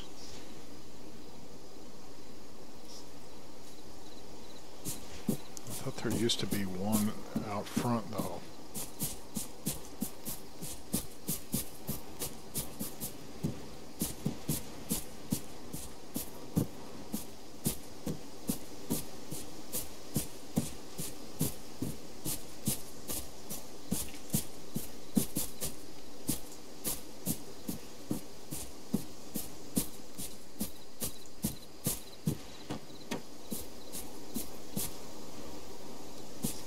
running. He's been alerted? Oh my gosh, trees, get out of the way. There's a sentry.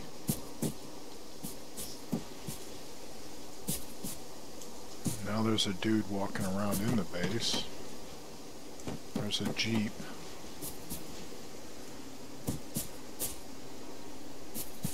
I assume that's the same sentry that was walking around out there.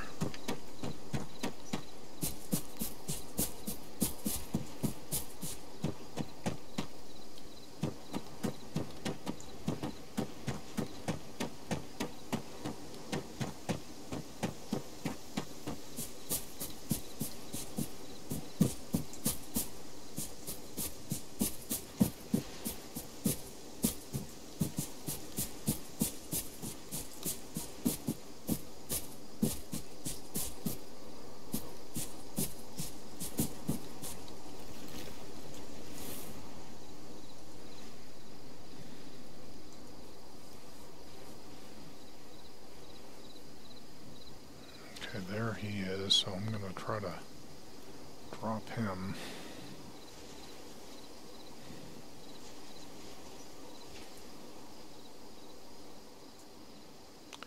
I could...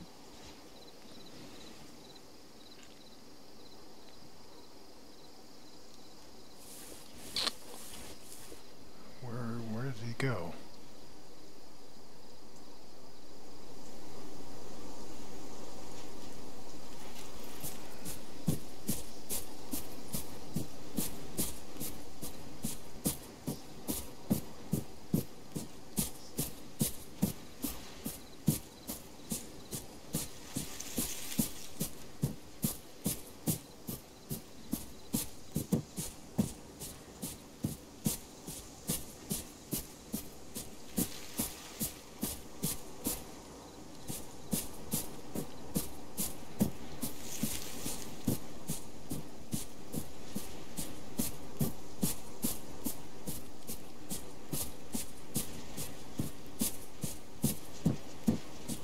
Oh, crap.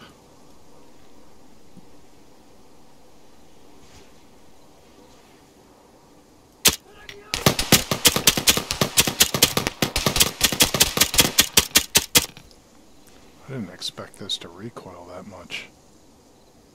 Where's the other guy? Do I have any grenades? The other guy wasn't alerted?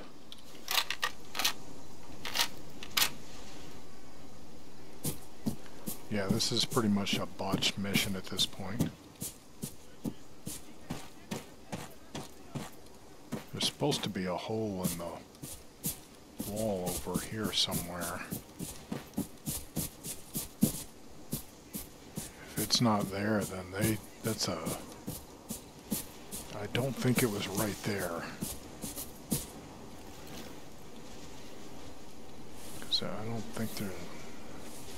I don't know if there's enough room to get through here.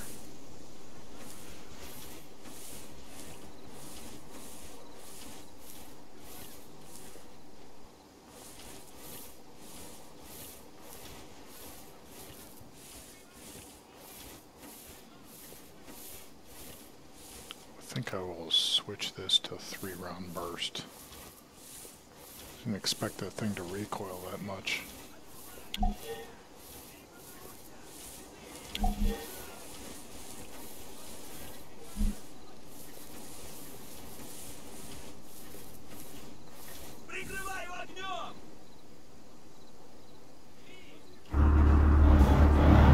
Oh, shit.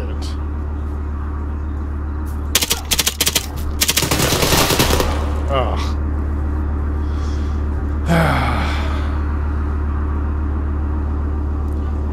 And they just come flooding out of their barracks and popping in their vehicles.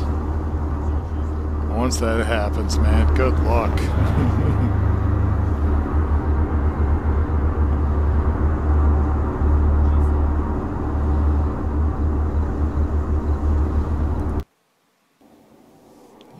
that's about par for the course for me on that mission. Heavy metal, I think that was a tank mission.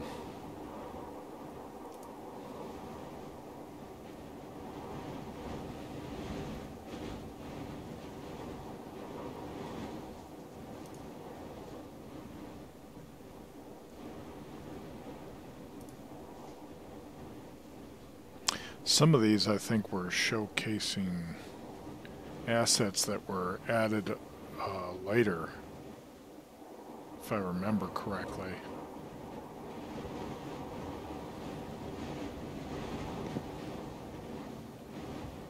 Laser? I don't remember that one. Destroy a bridge the enemy is using to transport supplies across the island? That's on Nagova. That's in Resistance. I don't think I've ever played that.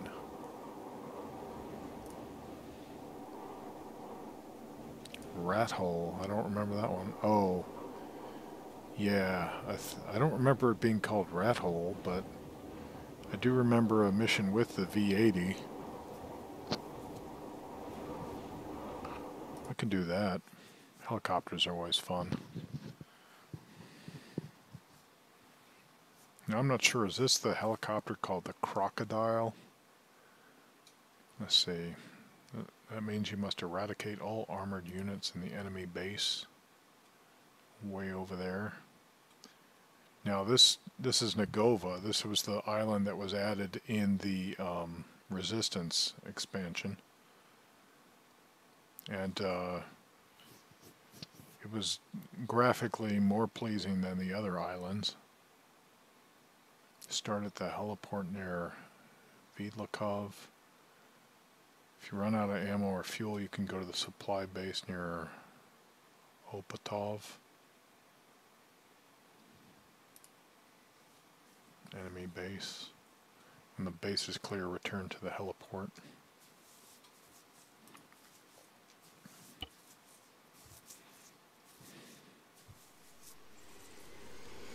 So go to the map.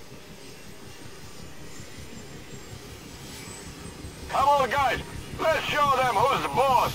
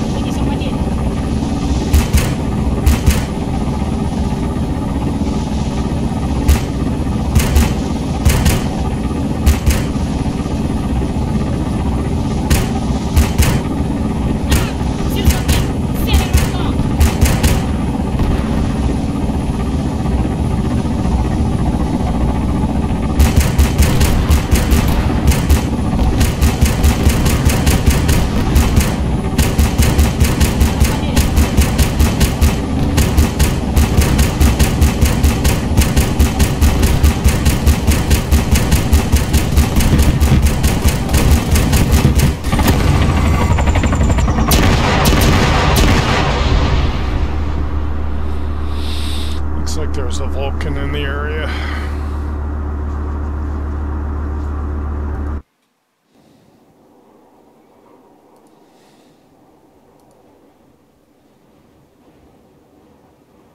Ah, Apaches. I love Apaches.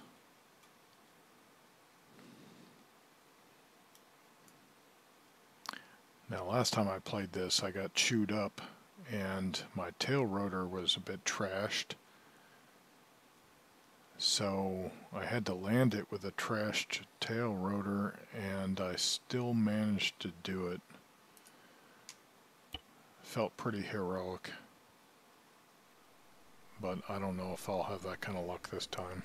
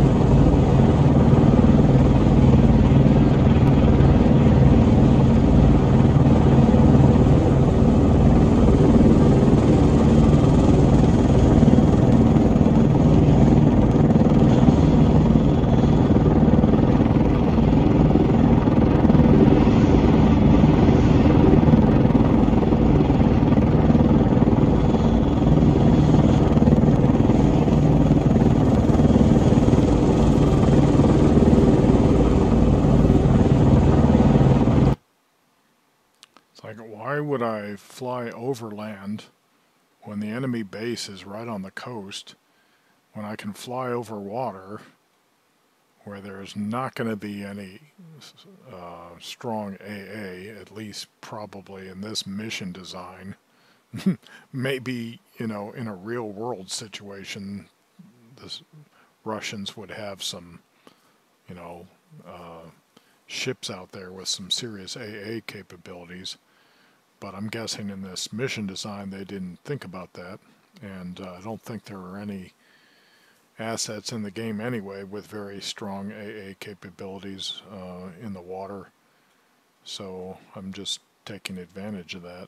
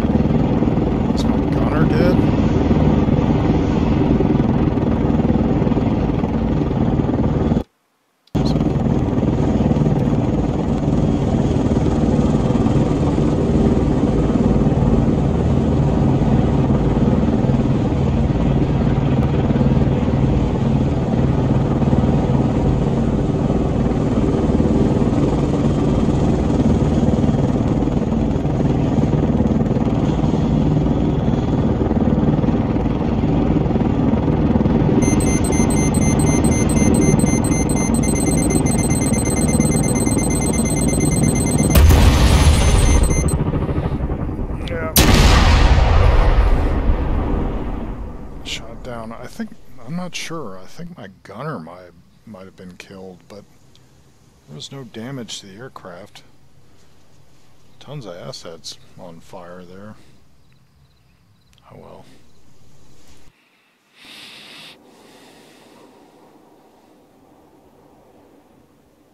So some of these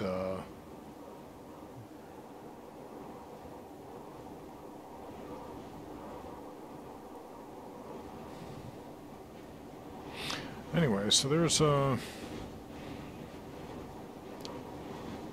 walk down memory lane for Operation Flashpoint Cold War Crisis.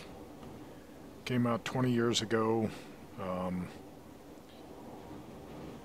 Pretty much set the standard for what could be possible in a full spectrum warfare combat simulation. And a lot of games since then have failed to measure up. People talk about Arma's clunkiness, the system demands, like the kind of hardware it takes to run it, but we used to play this game at maybe like 20 frames per second sometimes, and we were okay with it because of what it brought to the genre. And some of the clunkiness, like the CQB could be a little clunky because the game wasn't made for CQB, and it wasn't a CQB engine like the Ghost Recon engine was. But it offered so much more that we just dealt with the clunkiness, put up with it, worked with it, and